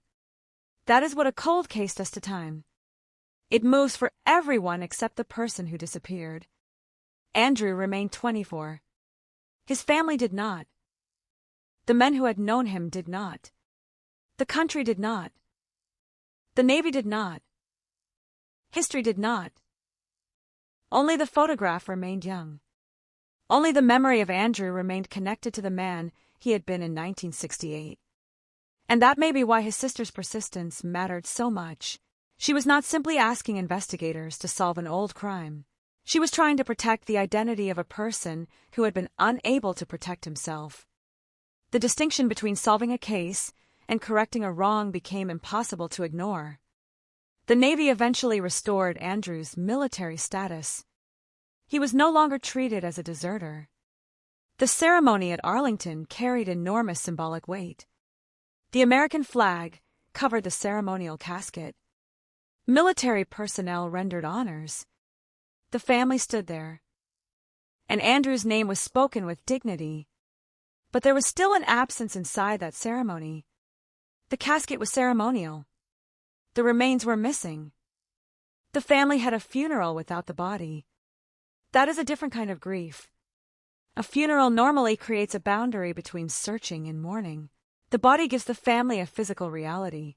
It allows them to say goodbye. It provides a place where memories can become anchored. Andrew's family never received that. Instead, they received a conclusion without physical proof. A confession without remains. A guilty plea without a grave. A restored reputation without the person himself. And still, compared with what they had known for 30 years, it was a profound change. Andrew had not run away. Andrew had not stolen the money. Andrew had not abandoned his family. The story attached to his name had been wrong. That alone mattered. But the case did not stop there. Because when LeBrun pleaded guilty to voluntary manslaughter in 2005, another question emerged. Why manslaughter? Why not murder? The legal resolution reflected the charges and circumstances accepted by the court, but to the outside world the distinction could be difficult to understand. The family had spent decades believing Andrew had simply disappeared. Now the legal record recognized that LeBrun had been responsible for his death. Yet the precise degree of intent, the evidence available, and the legal strategy all mattered. LeBrun was sentenced to 4 years in federal prison without parole. 4 years. For a death that had erased more than 3 decades from another family's life. For Andrew, there would be no return. For his family, there would be no restoration of the lost years. And for investigators, there would always be a limit to what they could prove. The case was legally resolved, but emotionally, it remained unfinished. The missing body ensured that. There are cases in which the absence of remains becomes the central mystery. Andrew's case was different. The absence of remains became part of the explanation itself.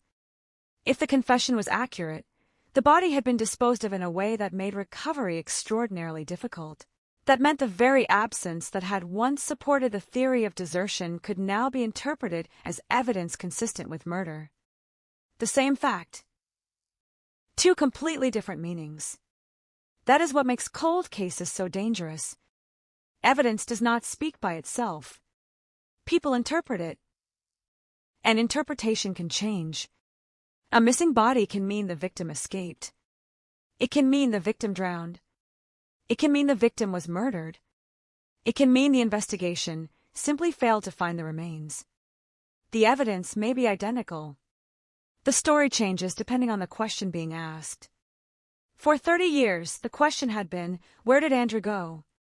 After the reopening, the question became, what happened to Andrew? Those are not the same question. One assumes Andrew made the decision. The other allows for the possibility that someone made it for him. And once investigators accepted that second possibility, the entire history of the case had to be rewritten. Andrew was not the man who disappeared with the money. He was the man who may have discovered the person stealing it. He was not the sailor who abandoned his post. He was the officer who never got the chance to leave. He was not a cold case because nobody cared. He was a cold case because the first explanation had been accepted before the real explanation could be found. And somewhere beneath all of that was the most haunting image of the entire story. A young Navy officer walking into a room on a ship. A safe containing military money. Another sailor standing nearby. A confrontation. A moment of violence. Then silence. No alarm. No final message. No body. Only an empty space where Andrew should have been. The ship continued. The sailors continued their duties. The world continued. And Andrew became a name on a missing person file. 30 years later, that file opened again. The silence finally broke. But by then, the truth had become inseparable from the years of uncertainty that had preceded it. And the most painful realization was not simply that Andrew had been killed. It was that for decades, the wrong man had been carrying the blame. Andrew had been accused because he was missing. The real story, if LeBrun's confession was true, was that he was missing because he had been killed. That reversal is the heart of the Andrew Munns case. A disappearance became a theft. The theft became a desertion. The desertion became an unsolved mystery. The mystery became a cold case. The cold case became a homicide investigation. And the homicide investigation finally became a guilty plea. But through every transformation, one fact never changed. Andrew Munns never came back. His name did. His honor did. The truth did. But Andrew himself remained somewhere beyond reach. And that is where the case leaves its deepest wound, not in the courtroom, not in the interrogation room, not even aboard the vanished ship, but in the empty space left behind by a 24-year-old man whose family spent decades asking the world to look again. Because sometimes the most frightening part of a cold case is not that nobody knows what happened. It is that someone may have known all along. Someone may have known all along. That possibility hangs over the Andrew Munns case like a light that was never turned off. For decades, the answer may have existed inside the memories of men who had served aboard the same vessel, buried beneath ordinary lives and years of silence. While Andrew's family waited, the people who knew him continued living. They went to work. They raised children. They celebrated birthdays. They grew older. Some may have forgotten details. Others may have remembered too much. And somewhere within that enormous distance between 1968 and the reopening of the case was the question investigators eventually had to confront. What had the men aboard the Kakapo known, and when had they known it? The ship itself had once been a world contained within steel. Inside it were routines, schedules, orders, watch rotations, private conversations, restricted spaces, and thousands of small interactions that never appeared in official reports. Andrew Munns had been part of that world. He was not a stranger walking through a city where nobody knew him. He was an officer among sailors who worked, ate, slept, and served alongside one another. His disappearance, therefore, created a contradiction that became more disturbing with every passing year. Someone had to know something. Perhaps someone had seen Andrew shortly before he vanished. Perhaps someone had heard an argument. Perhaps someone noticed unusual activity around the dispersing office. Perhaps someone saw a sailor behaving differently afterward. Perhaps someone heard a rumor and dismissed it. Or perhaps nobody saw anything at all. That last possibility was almost as disturbing as the others. Because if the later account was true, Andrew had been killed in an environment where another sailor could conceal the crime long enough for a completely different explanation to take hold. And that meant the first investigation had not simply missed a clue. It may have misunderstood the entire scene. The missing money became the center of attention. Andrew became the explanation. The possibility of homicide disappeared. Then the ship moved on. The Navy moved on. Andrew's family did not. For Mary Lou Taylor, the passage of time did not weaken the questions. It sharpened them. She had watched the years consume everything around the case. The Vietnam era became history. People who had once been young became old. Technology transformed the world. The Navy changed. The men who had served aboard the Courtroom moved into retirement. But Andrew remained where he had been left. 24 years old. Still missing. Still accused. Still waiting for someone to look again. That persistence is easy to underestimate. Cold cases often survive because somebody refuses to let them disappear. A family member keeps a photograph, keeps letters, keeps records, keeps asking officials for answers, keeps returning to the same sentence. Something is wrong. In Andrew's case, that sentence eventually became powerful enough to reopen a 30-year-old investigation. And when investigators returned, they did not find the same world. They found an archive. They found names. They found memories. They found contradictions. They found a former sailor who could not simply be dismissed as an innocent bystander. Michael Lebrun had aged with the case. He was no longer the young petty officer who had served aboard the Courtroom. Decades had passed between the disappearance and the first serious questioning that would eventually focus on him. What had happened to his memory during those decades? That question became unavoidable. Memory is not a recording. It does not preserve every second exactly as it occurred. It changes. It fades. It reconstructs. Sometimes a person remembers an event because they witnessed it. Sometimes they remember because they heard about it afterward. Sometimes they remember because they have told themselves the same story so many times that the story begins to feel like a memory. Investigators knew they were dealing with that danger. But they also knew something else. A person can carry a secret for 30 years. And sometimes that secret does not disappear. It becomes heavier. Lebrun's changing accounts became important because they suggested that something remained unresolved in his own recollection of Andrew's disappearance. The drowning theory was particularly strange. If Andrew had disappeared accidentally, why would Lebrun have focused on that possibility? If Andrew had deserted, why introduce an entirely different scenario? And if Lebrun knew more than he initially admitted, why wait decades to say anything? There was no easy answer. Cold cases rarely provide one. Instead, investigators have to follow the contradictions. They asked questions. They listened. They returned to old statements. They compared versions. And eventually, Lebrun was confronted with the possibility that investigators already knew more than he thought.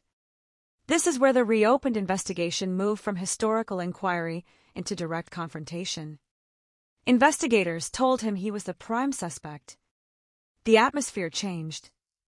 He was no longer simply a former sailor being asked about something that had happened 30 years earlier. He was the man investigators believed might know what happened to Andrew. The past was suddenly standing in front of him. And according to the later court record, he eventually confessed. The confession was not a vague statement that Andrew had died. It contained an alleged sequence. Andrew had discovered LeBrun stealing from the safe. The confrontation escalated. LeBrun attacked him. Andrew died. The body was disposed of in a tank containing caustic fuel oil. The missing money now had a possible explanation. Andrew's disappearance had a possible explanation. The absence of remains had a possible explanation. For investigators, the pieces seemed to fit. For Andrew's family, the story was devastating. Imagine hearing that the person you spent 30 years believing had simply vanished had actually died inside the environment where he was supposed to be serving his country.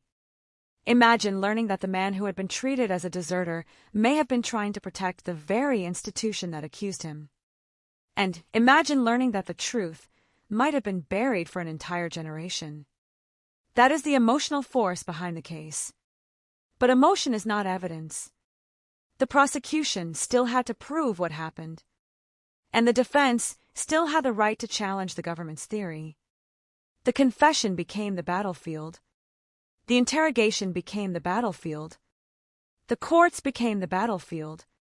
And the case moved through legal arguments that were far removed from the original night aboard the ship. The question became whether LeBrun's statements had been obtained lawfully.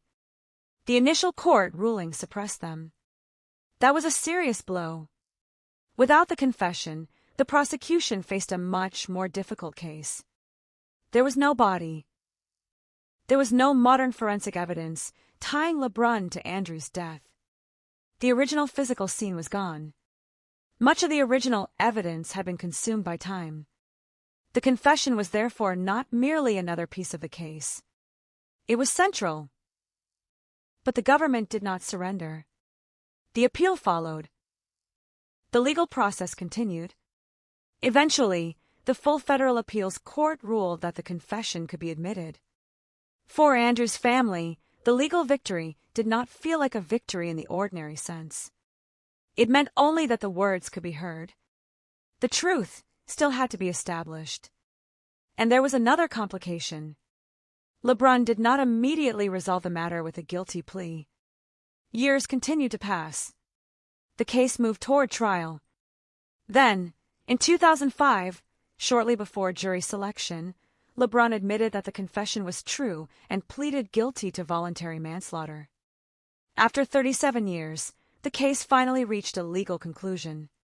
But the word conclusion is deceptive. There are different kinds of endings.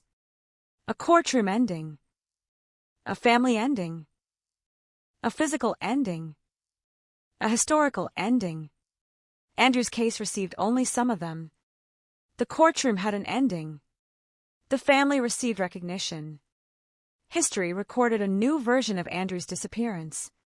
But the physical ending never came. There was still no body. No remains. No final forensic confirmation. No place where his family could say, "Here is Andrew." That absence became part of the permanent record. The Navy could say he had been murdered. The courts could punish the person responsible. His family could say he had been vindicated. But nobody could answer the most intimate question. Where is he? The answer may have been hidden with the ship. The USS Cuxhaven was eventually removed from service and disappeared from the physical landscape. The places where Andrew had worked no longer existed in their original form. The corridors had been dismantled. The compartments were gone. The machinery was gone. The environment that had once contained the evidence no longer survived as a crime scene. That is what time does to cold cases. It destroys the physical world. Every year, another piece disappears. A building is demolished. A vehicle is destroyed. A ship is scrapped. A buenos dias. A document is lost. A memory changes. Eventually, investigators are left with only the story. And stories can be powerful. But they are never the same as evidence. The Andrew Munns case therefore exists in a strange space between certainty and uncertainty. There is a legal resolution. There is a confession. There is a guilty plea. There is a restored military record. But there is no body. There is no complete reconstruction of the crime. There is no way to independently observe what happened inside that dispersing office more than half a century ago. That does not erase the legal outcome. It does, however, explain why the case continues to fascinate. Because the official ending still leaves a physical mystery. Andrew disappeared, and he was never physically recovered. The image of that disappearance is almost impossible to escape. A young officer, a military ship, a foreign harbor, a missing sum of money, a family waiting for a letter that never arrived, and somewhere behind the official reports, a truth that would take decades to surface. The case also raises a larger question about military investigations. Institutions depend upon order. They depend upon records. They depend upon obedience. When something goes wrong, there is pressure to explain it quickly. A missing officer is a problem. Missing government money is another problem. Combine them, and an explanation is urgently needed. But urgency can create tunnel vision. Investigators may look for evidence supporting the most obvious theory rather than evidence challenging it. Once the desertion theory became accepted, every new detail could be interpreted through that lens. Andrew had access to money. Andrew was missing. Therefore, Andrew had taken it. It is a powerful example of confirmation bias. The conclusion creates the framework. The framework determines what investigators notice. What they notice reinforces the conclusion. And the cycle continues. 30 years later, another generation of investigators broke that cycle by asking different questions. What if Andrew had not stolen the money? What if the money had been stolen by someone else? What if Andrew discovered it? What if that discovery made him a target? Suddenly the same facts pointed in a different direction. This is one of the most important lessons of the case. Facts do not always change. Interpretations do. And sometimes the difference between an unsolved disappearance and a homicide investigation is simply the question someone chooses to ask. Andrew's family had been asking that question for decades. The Navy eventually listened.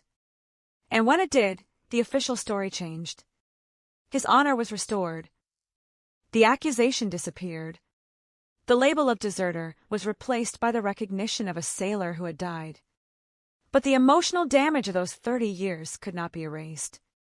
There had been birthdays when Andrew's family did not know whether to celebrate his memory or mourn him. There had been holidays without answers. There had been years in which his family had to explain his disappearance without knowing what to say. There had been an accusation attached to his name that they believed was false.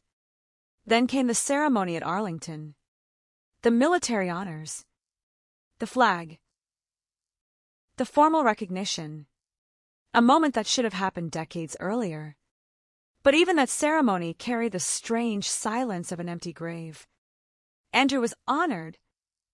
Andrew was not there. The distinction is heartbreaking, and it reminds us that justice does not always arrive in the form people imagine. Sometimes justice is a conviction. Sometimes it is a corrected record. Sometimes it is an apology. Sometimes it is simply the removal of a false accusation. For Andrew Munns, justice was all of those things except the one his family could never receive. His return. There would be no knock on the door. No identification of remains. No moment when someone could say, "We found him." The family had to accept an ending built from words. And words can never replace a person. The last surviving traces of Andrew's physical existence remained trapped in the past. His photograph, his military records, his letters, the memories of people who knew him, the testimony of those who investigated his disappearance, and the story of the night that changed everything. Perhaps that is why his name refuses to disappear. Because Andrew Munns is not remembered only as a victim. He is remembered as a man whose identity was almost rewritten by his disappearance. For 30 years, the world was told one story. Then someone opened the file. And the story changed. The man accused of desertion became the man who may have been killed because he discovered a theft. The missing money stopped being evidence against him. It became possible evidence of the crime committed against him. The empty space where Andrew should have been stopped looking like proof that he had escaped. It became evidence of what someone had allegedly done to make sure he could never speak. That transformation is the heart of the mystery. And yet there remains one final silence. The silence of Andrew himself. We do not hear his final words. We do not know what he thought when he realized he was in danger. We do not know whether he understood what was happening. We do not know whether he fought. We do not know whether he called for help. We do not know what his final moments looked like. The record can tell us what others later claimed. It cannot give us Andrew's voice. And that is why the case remains so haunting. Because every investigation eventually reaches a boundary. Beyond that boundary is the private experience of the victim. A place no investigator can enter. A place no courtroom can reconstruct completely. A place where the final truth may remain forever inaccessible. Andrew Munns crossed that boundary in January 1968. 30 years later, investigators finally began moving toward him instead of away from him. But by then, the trail was cold. The ship was gone. The evidence was scattered. The memories were damaged by time. And the man at the center of the story had been silent for decades. Still, his family kept his name alive. And sometimes, in a cold case, that is the first step toward truth. Someone remembers. Someone questions. Someone refuses to accept the convenient answer. Then the file opens. The old names return. The old ship returns in memory. The missing money returns to the center of the investigation. And the question that had been buried for decades rises again. What really happened to Andrew Munns? The legal record provides an answer. The confession provides another layer. The guilty plea provides another. But the empty space where his remains should be keeps one final question alive. If the truth finally surfaced after 30 years, how much of that truth disappeared forever before anyone thought to look for it? And somewhere in that unanswered space lies the enduring mystery of Andrew Munns. A sailor disappeared. A reputation was destroyed. A family waited. A ship vanished into history. And 3 decades later, the last surviving pieces of a story finally began to speak. The pieces that survived were never enough to reconstruct the night perfectly. That was the cruel arithmetic of time. Every year between Andrew Munns' disappearance and the reopening of the case removed something that investigators could never replace. A witness forgot a face. A document vanished into an archive. A ship changed hands, changed purpose, and eventually disappeared. A sailor who once knew the layout of every compartment became an old man whose memories were separated from the event by an entire lifetime. Yet the case refused to disappear with them. It remained in a file, waiting for someone to understand that the absence of Andrew was not the end of the story. It was the beginning of the question. The question was no longer whether Andrew had deserted. That theory had already been shattered. The question was how the original investigation had allowed the disappearance to be interpreted that way, and whether the truth could have been discovered in 1968 if investigators had looked at the evidence differently. That question mattered because Andrew's story was not an isolated tragedy. It revealed how a missing person can become trapped inside an explanation created in the first hours after they vanish. Once that explanation becomes official, it acquires authority. Once it acquires authority, it becomes difficult to challenge. And once decades pass, challenging it can seem almost impossible. But Mary Lou Taylor challenged it anyway. Her persistence became a quiet force behind the case. She had no crime scene, no eyewitness to present, no recovered remains. She had something more difficult to defend in a courtroom. She had a belief that the story attached to her brother was wrong. For years, that belief had no obvious mechanism to change anything. The Navy had its records. Andrew had been declared absent. The money was missing. The case was old. There was no obvious reason for anyone to reopen it. Then the years of silence became evidence of another kind. People who had been overlooked in 1968 could now be questioned. People who had been young sailors were now older men. People who had once been dismissed as peripheral could now become central. And Michael LeBrun was one of those people. His name mattered because he was not simply connected to the ship. He was connected to the operations surrounding the money. That connection gave investigators a reason to look more closely at him when they reopened the case. But looking closely is not the same as proving guilt. Investigators had to move carefully through a maze of contradictions.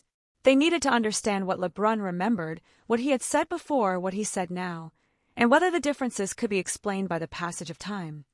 They needed to determine whether his later statements contained information that only someone involved could know, or whether the details could have been obtained from other sources. This was no longer the straightforward investigation of 1968. It was a reconstruction. And reconstruction is always dangerous. A detective standing in a modern room can imagine the past.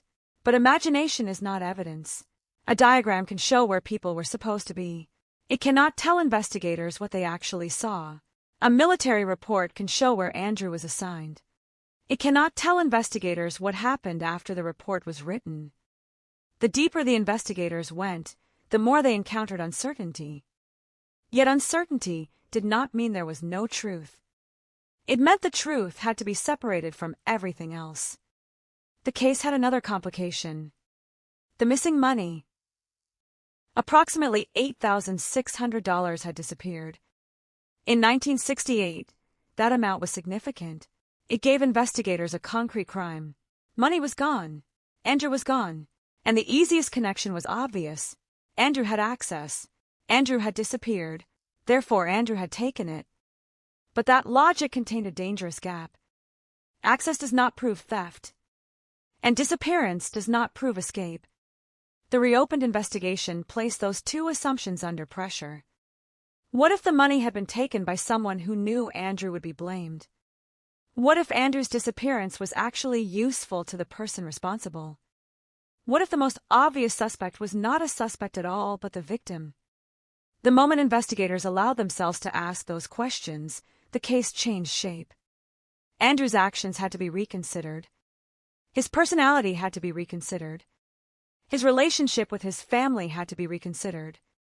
His military career had to be reconsidered. His final communications had to be reconsidered. The postcard from Hong Kong became more meaningful, not because a postcard can prove innocence, but because it showed a young officer engaged with his life rather than obviously preparing to abandon it. His family's recollections became meaningful. The absence of a farewell became meaningful. The absence of a confirmed destination became meaningful. None of these details could independently solve the case. Together, they challenged the original narrative.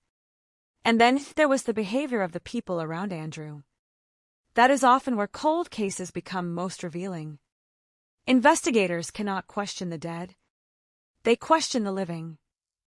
They ask who behaved strangely, who changed their story, who remembered too much, who remembered too little, who volunteered information nobody had asked for, who avoided certain questions, who became defensive, who seemed unusually interested in controlling the narrative. In LeBrun's case, the later investigators encountered a man whose statements evolved over time. He eventually suggested drowning. He discussed memories he believed he had suppressed.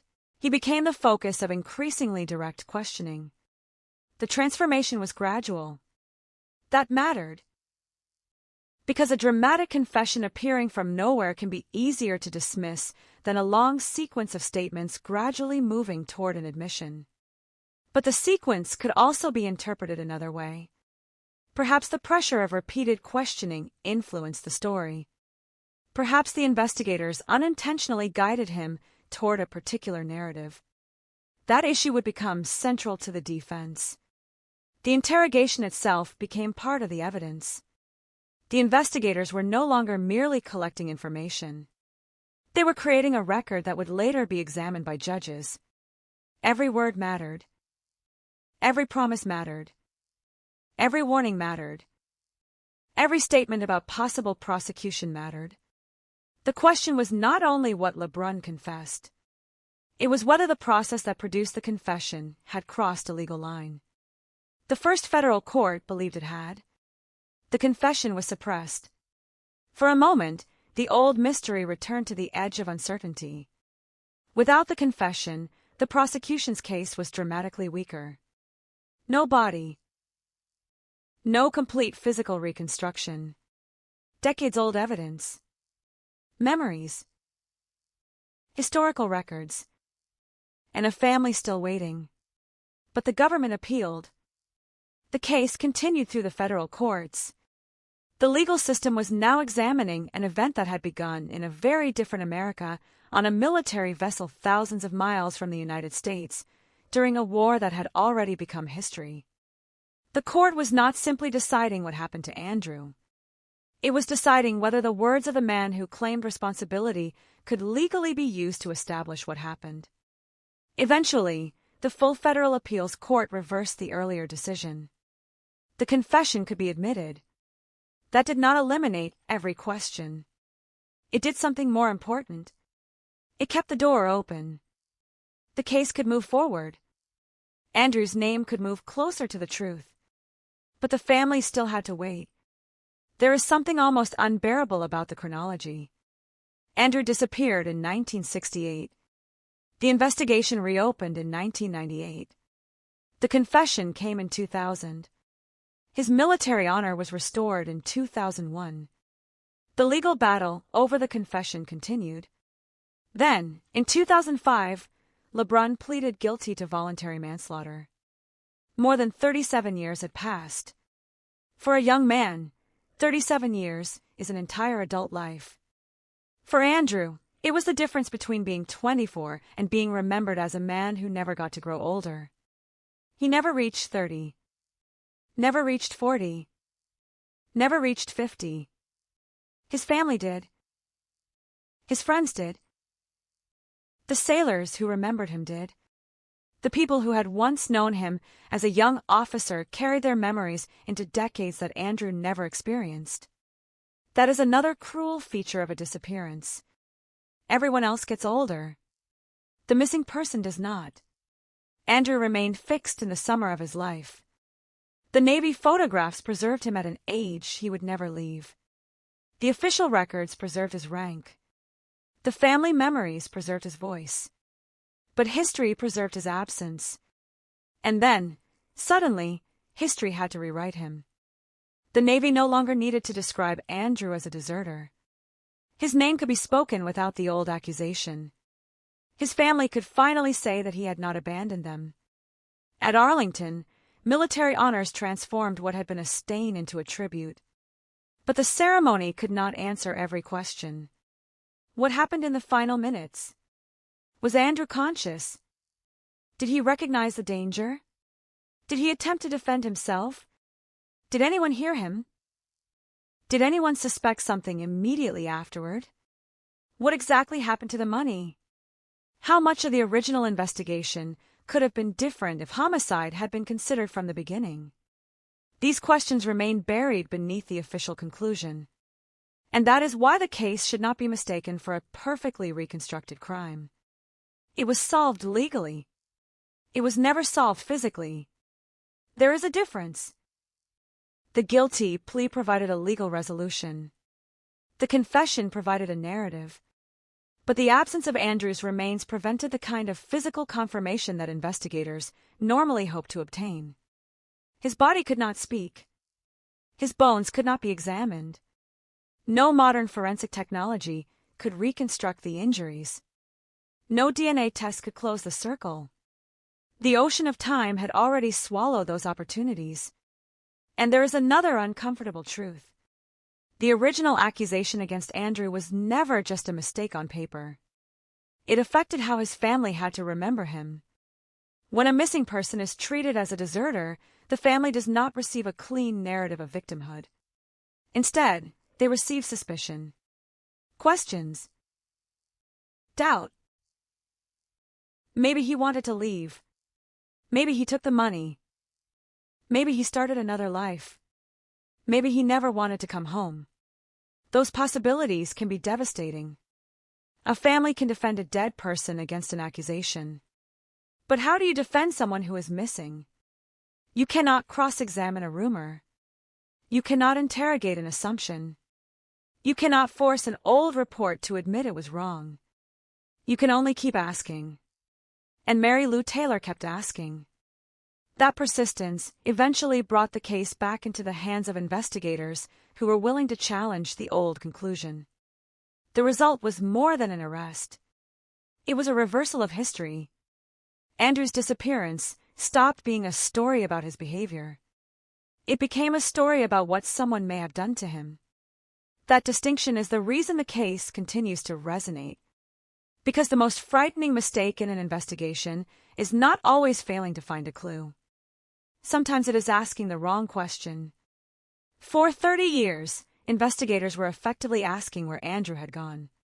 They were looking outward. Toward the harbor. Toward the Philippines. Toward the possibility of escape. Toward the possibility of desertion. The reopened investigation looked inward. Toward the ship. Toward the dispersing office. Toward the people who had access to the money. Toward the sailors who had been there. And that change in direction opened a completely different path. The case became a homicide investigation. LeBrun became the central suspect. The confession emerged. The courts became involved. And finally, the guilty plea. But even after all of that, there was still one thing investigators could not recover. Andrew himself. The absence is what gives the story its final weight. A case can survive without a body. A conviction can survive without a body. A family can survive without a body. But none of those things can replace the physical reality of the person who disappeared. Andrew's family had to accept a truth that came without the final proof they had wanted. They had to believe the conclusion. They had to accept the confession. They had to watch the Navy restore his honor. And then they had to go home without him. That may be the most devastating image left by the case. Not the safe. Not the money. Not the courtroom. Not the confession. The empty space. The empty chair. The empty grave. The empty years. A man who should have grown old but did not. A family that waited but never received him. A ship that disappeared from the world while carrying the secret of what happened inside it. And a case that remained alive because one family refused to accept the first answer. Today, the Andrew Munns case stands as a reminder that time does not necessarily erase a crime. Sometimes it hides it. Sometimes it protects it. Sometimes it makes the truth harder to prove. But it does not always destroy the truth. 30 years passed. Then a file reopened. A former sailor was questioned. A confession emerged. A court battle followed. A guilty plea finally came. And Andrew's name was restored. But the final chapter remains written in absence. There is no physical place where his family can point and say, "This is where Andrew rests." There is only the record. The record that says he did not desert. The record that says he did not steal the money. The record that says his disappearance was connected to a violent act. And the memory of a 24-year-old Navy officer whose life ended before he ever had the chance to become the older man his family imagined he would be. That is the part no verdict can repair. The years. The birthdays. The conversations that never happened. The family photographs in which Andrew never appears. The future that disappeared with him. And somewhere inside that lost future is the question that will always remain larger than the courtroom. What would Andrew Munns have become if he had survived that night? We will never know. Because someone, somewhere aboard the Kakapen, turned a routine military assignment into a tragedy that would take decades to understand. And by the time the truth finally emerged, the world Andrew knew had vanished. The ship was gone. The men were changed. The evidence was scattered. But his name remained. Andrew Munns. 24 years old. Navy officer. brother. So, missing for 30 years. And finally, after decades of suspicion, officially remembered not as the man who ran away, but as the man who never got the chance to come home. The words, "he never came home," sound simple. But for the family of Andrew Munns, those words contain decades of uncertainty, accusation, and grief. They contain every unanswered letter, every photograph preserved because there were so few new memories to replace the old ones, every conversation about a young man who should have been there but was not, every attempt to explain to the next generation why Andrew had disappeared. For years, there was no clear answer. There was only the official conclusion, and that conclusion placed the burden on Andrew himself. He had left. He had taken the money. He had deserted. That was the story. And stories become dangerous when they survive long enough to become indistinguishable from facts. For the people who knew Andrew, however, there was always a fracture in that story. It did not fit the person they remembered. Andrew had been young, ambitious, and immersed in a military career. His communications with his family suggested a man engaged with his life, not someone preparing to erase himself from it. He had traveled. He had served overseas. He had written home. He had built relationships. His future was still ahead of him. Then everything stopped. No explanation. No confirmed sighting. No final message. Nothing. The original investigators had one powerful fact on their side. The money was missing. That fact seemed to give Andrew a motive for disappearing. But the reopened investigation forced investigators to reverse the logic. What if the money was not Andrew's motive? What if it was someone else's? What if Andrew had become dangerous to the person stealing it precisely because he was doing his job? That possibility transformed the dispersing office from an administrative location into the potential center of a murder. The room was no longer simply where money had vanished.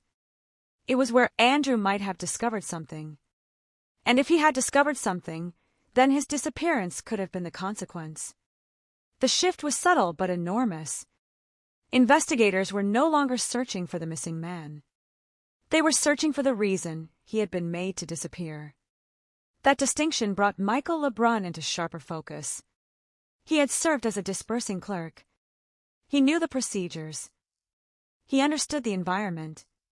He had access to the same financial operation that had produced the missing cash. And decades later, his statements began to attract attention.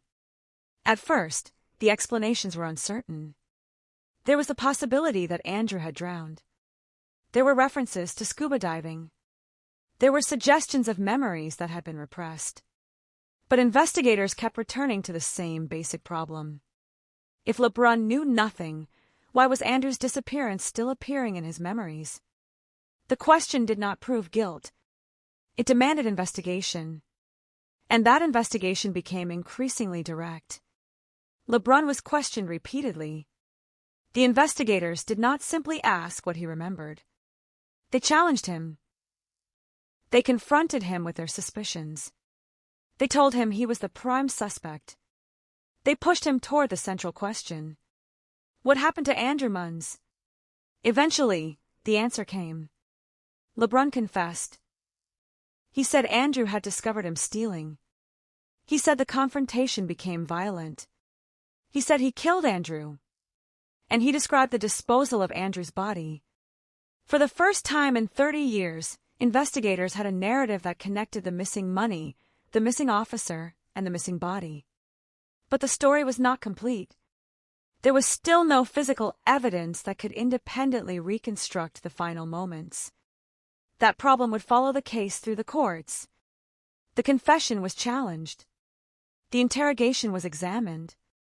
The constitutional rights of the suspect became central.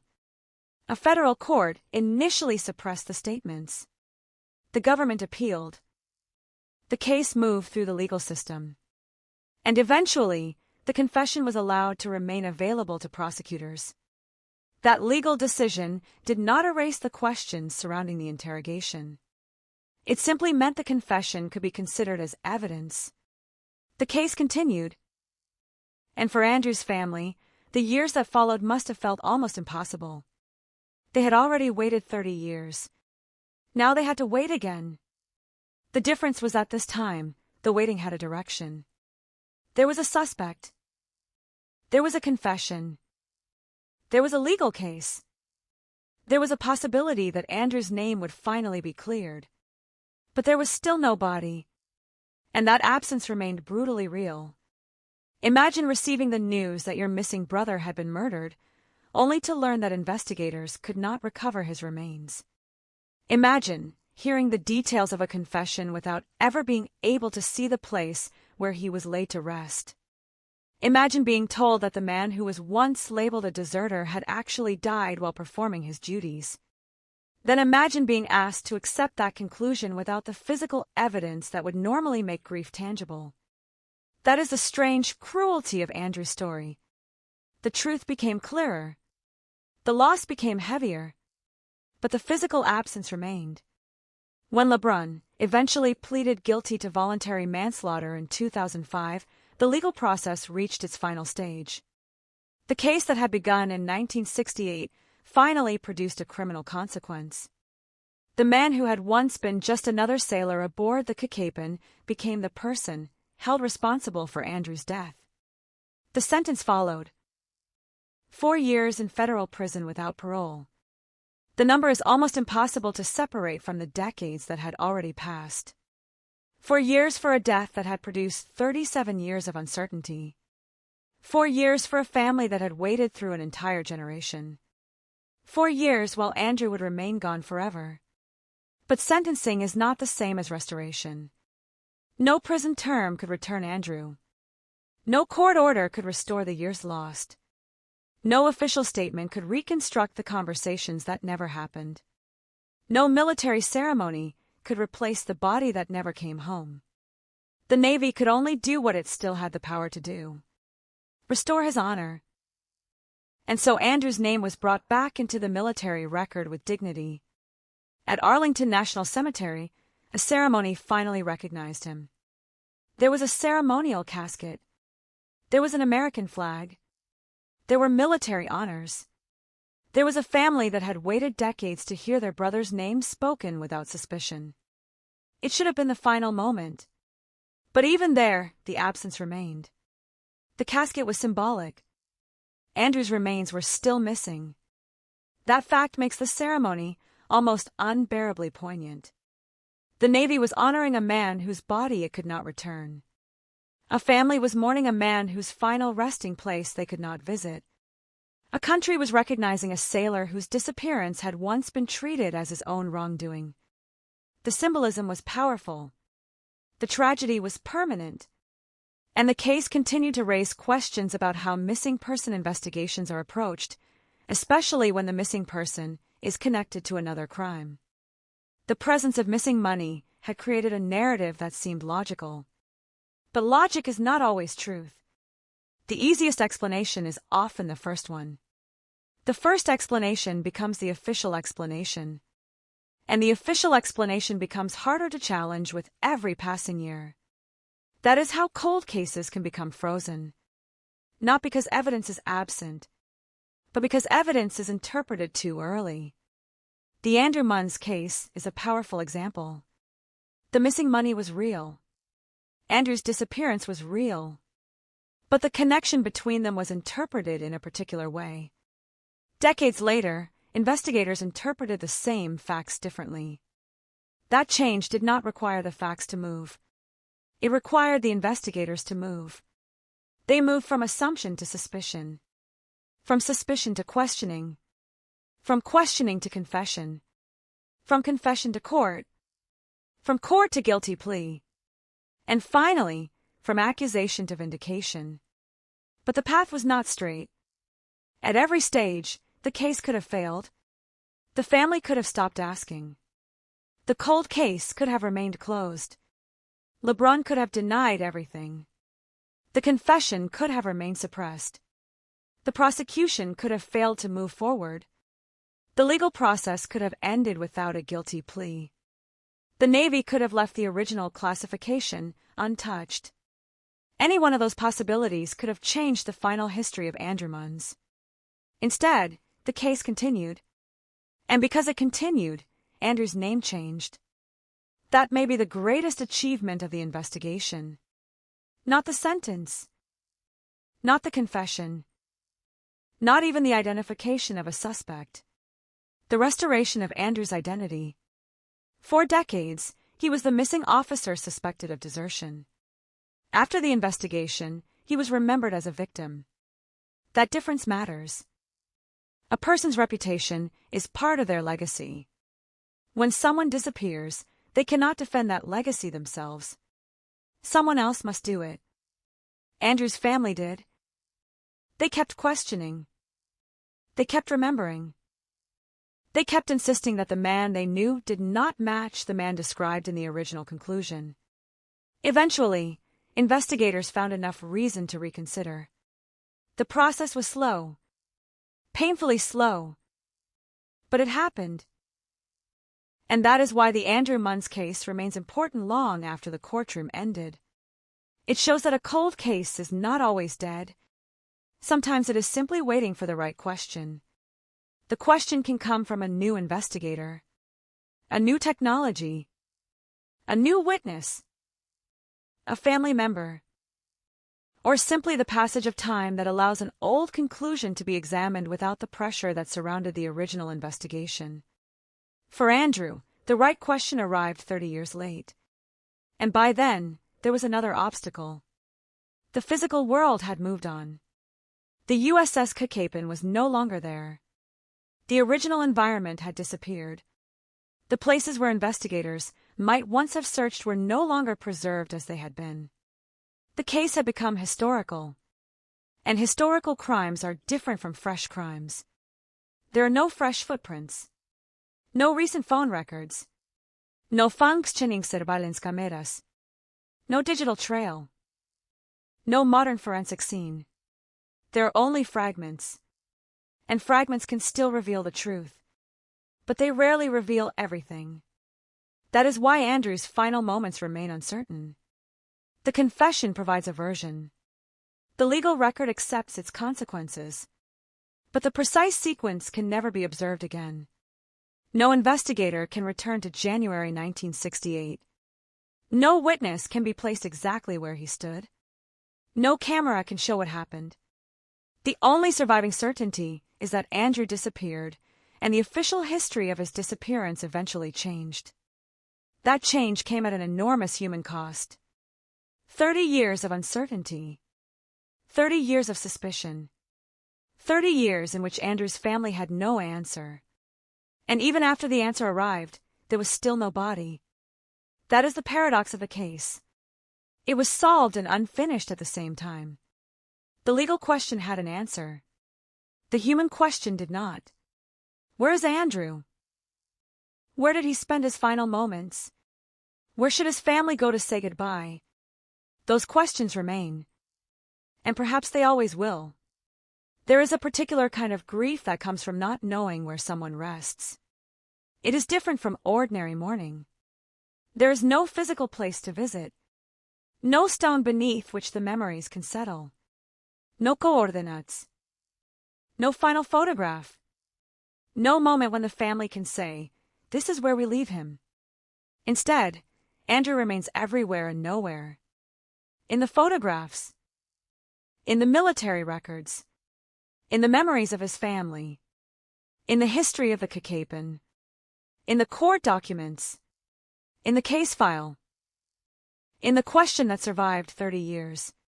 He remains in the space between disappearance and discovery. And that space is where the most disturbing part of the story lives. Because the first investigation was not simply wrong about Andrew. It may have allowed the real story to remain hidden. The longer the case stayed closed, the colder the trail became. The longer the family waited, the harder it became to recover evidence. The longer the Navy accepted the desertion theory, the more difficult it became to challenge. But someone eventually did. And once they did, the past opened. Not completely. Never completely. But enough. Enough to restore Andrew's name. Enough to identify the man who admitted responsibility. Enough to turn a disappearance into a homicide. Enough to tell the family that Andrew had not abandoned them. That is the legacy of the case. Not a perfect ending. Not a recovered body. Not every question answered. But a correction. A wrong story replaced by a more credible one. A young officer finally remembered as a victim rather than a deserter. And a family finally able to say something they had been trying to say for 30 years. Andrew did not leave us. Someone took him away. The difference between those two sentences is the difference between blame and grief, between suspicion and dignity, between being forgotten and being remembered correctly. And perhaps that is why the case continues to echo. Because Andrew Munns was missing for 30 years. But the truth about him was missing too.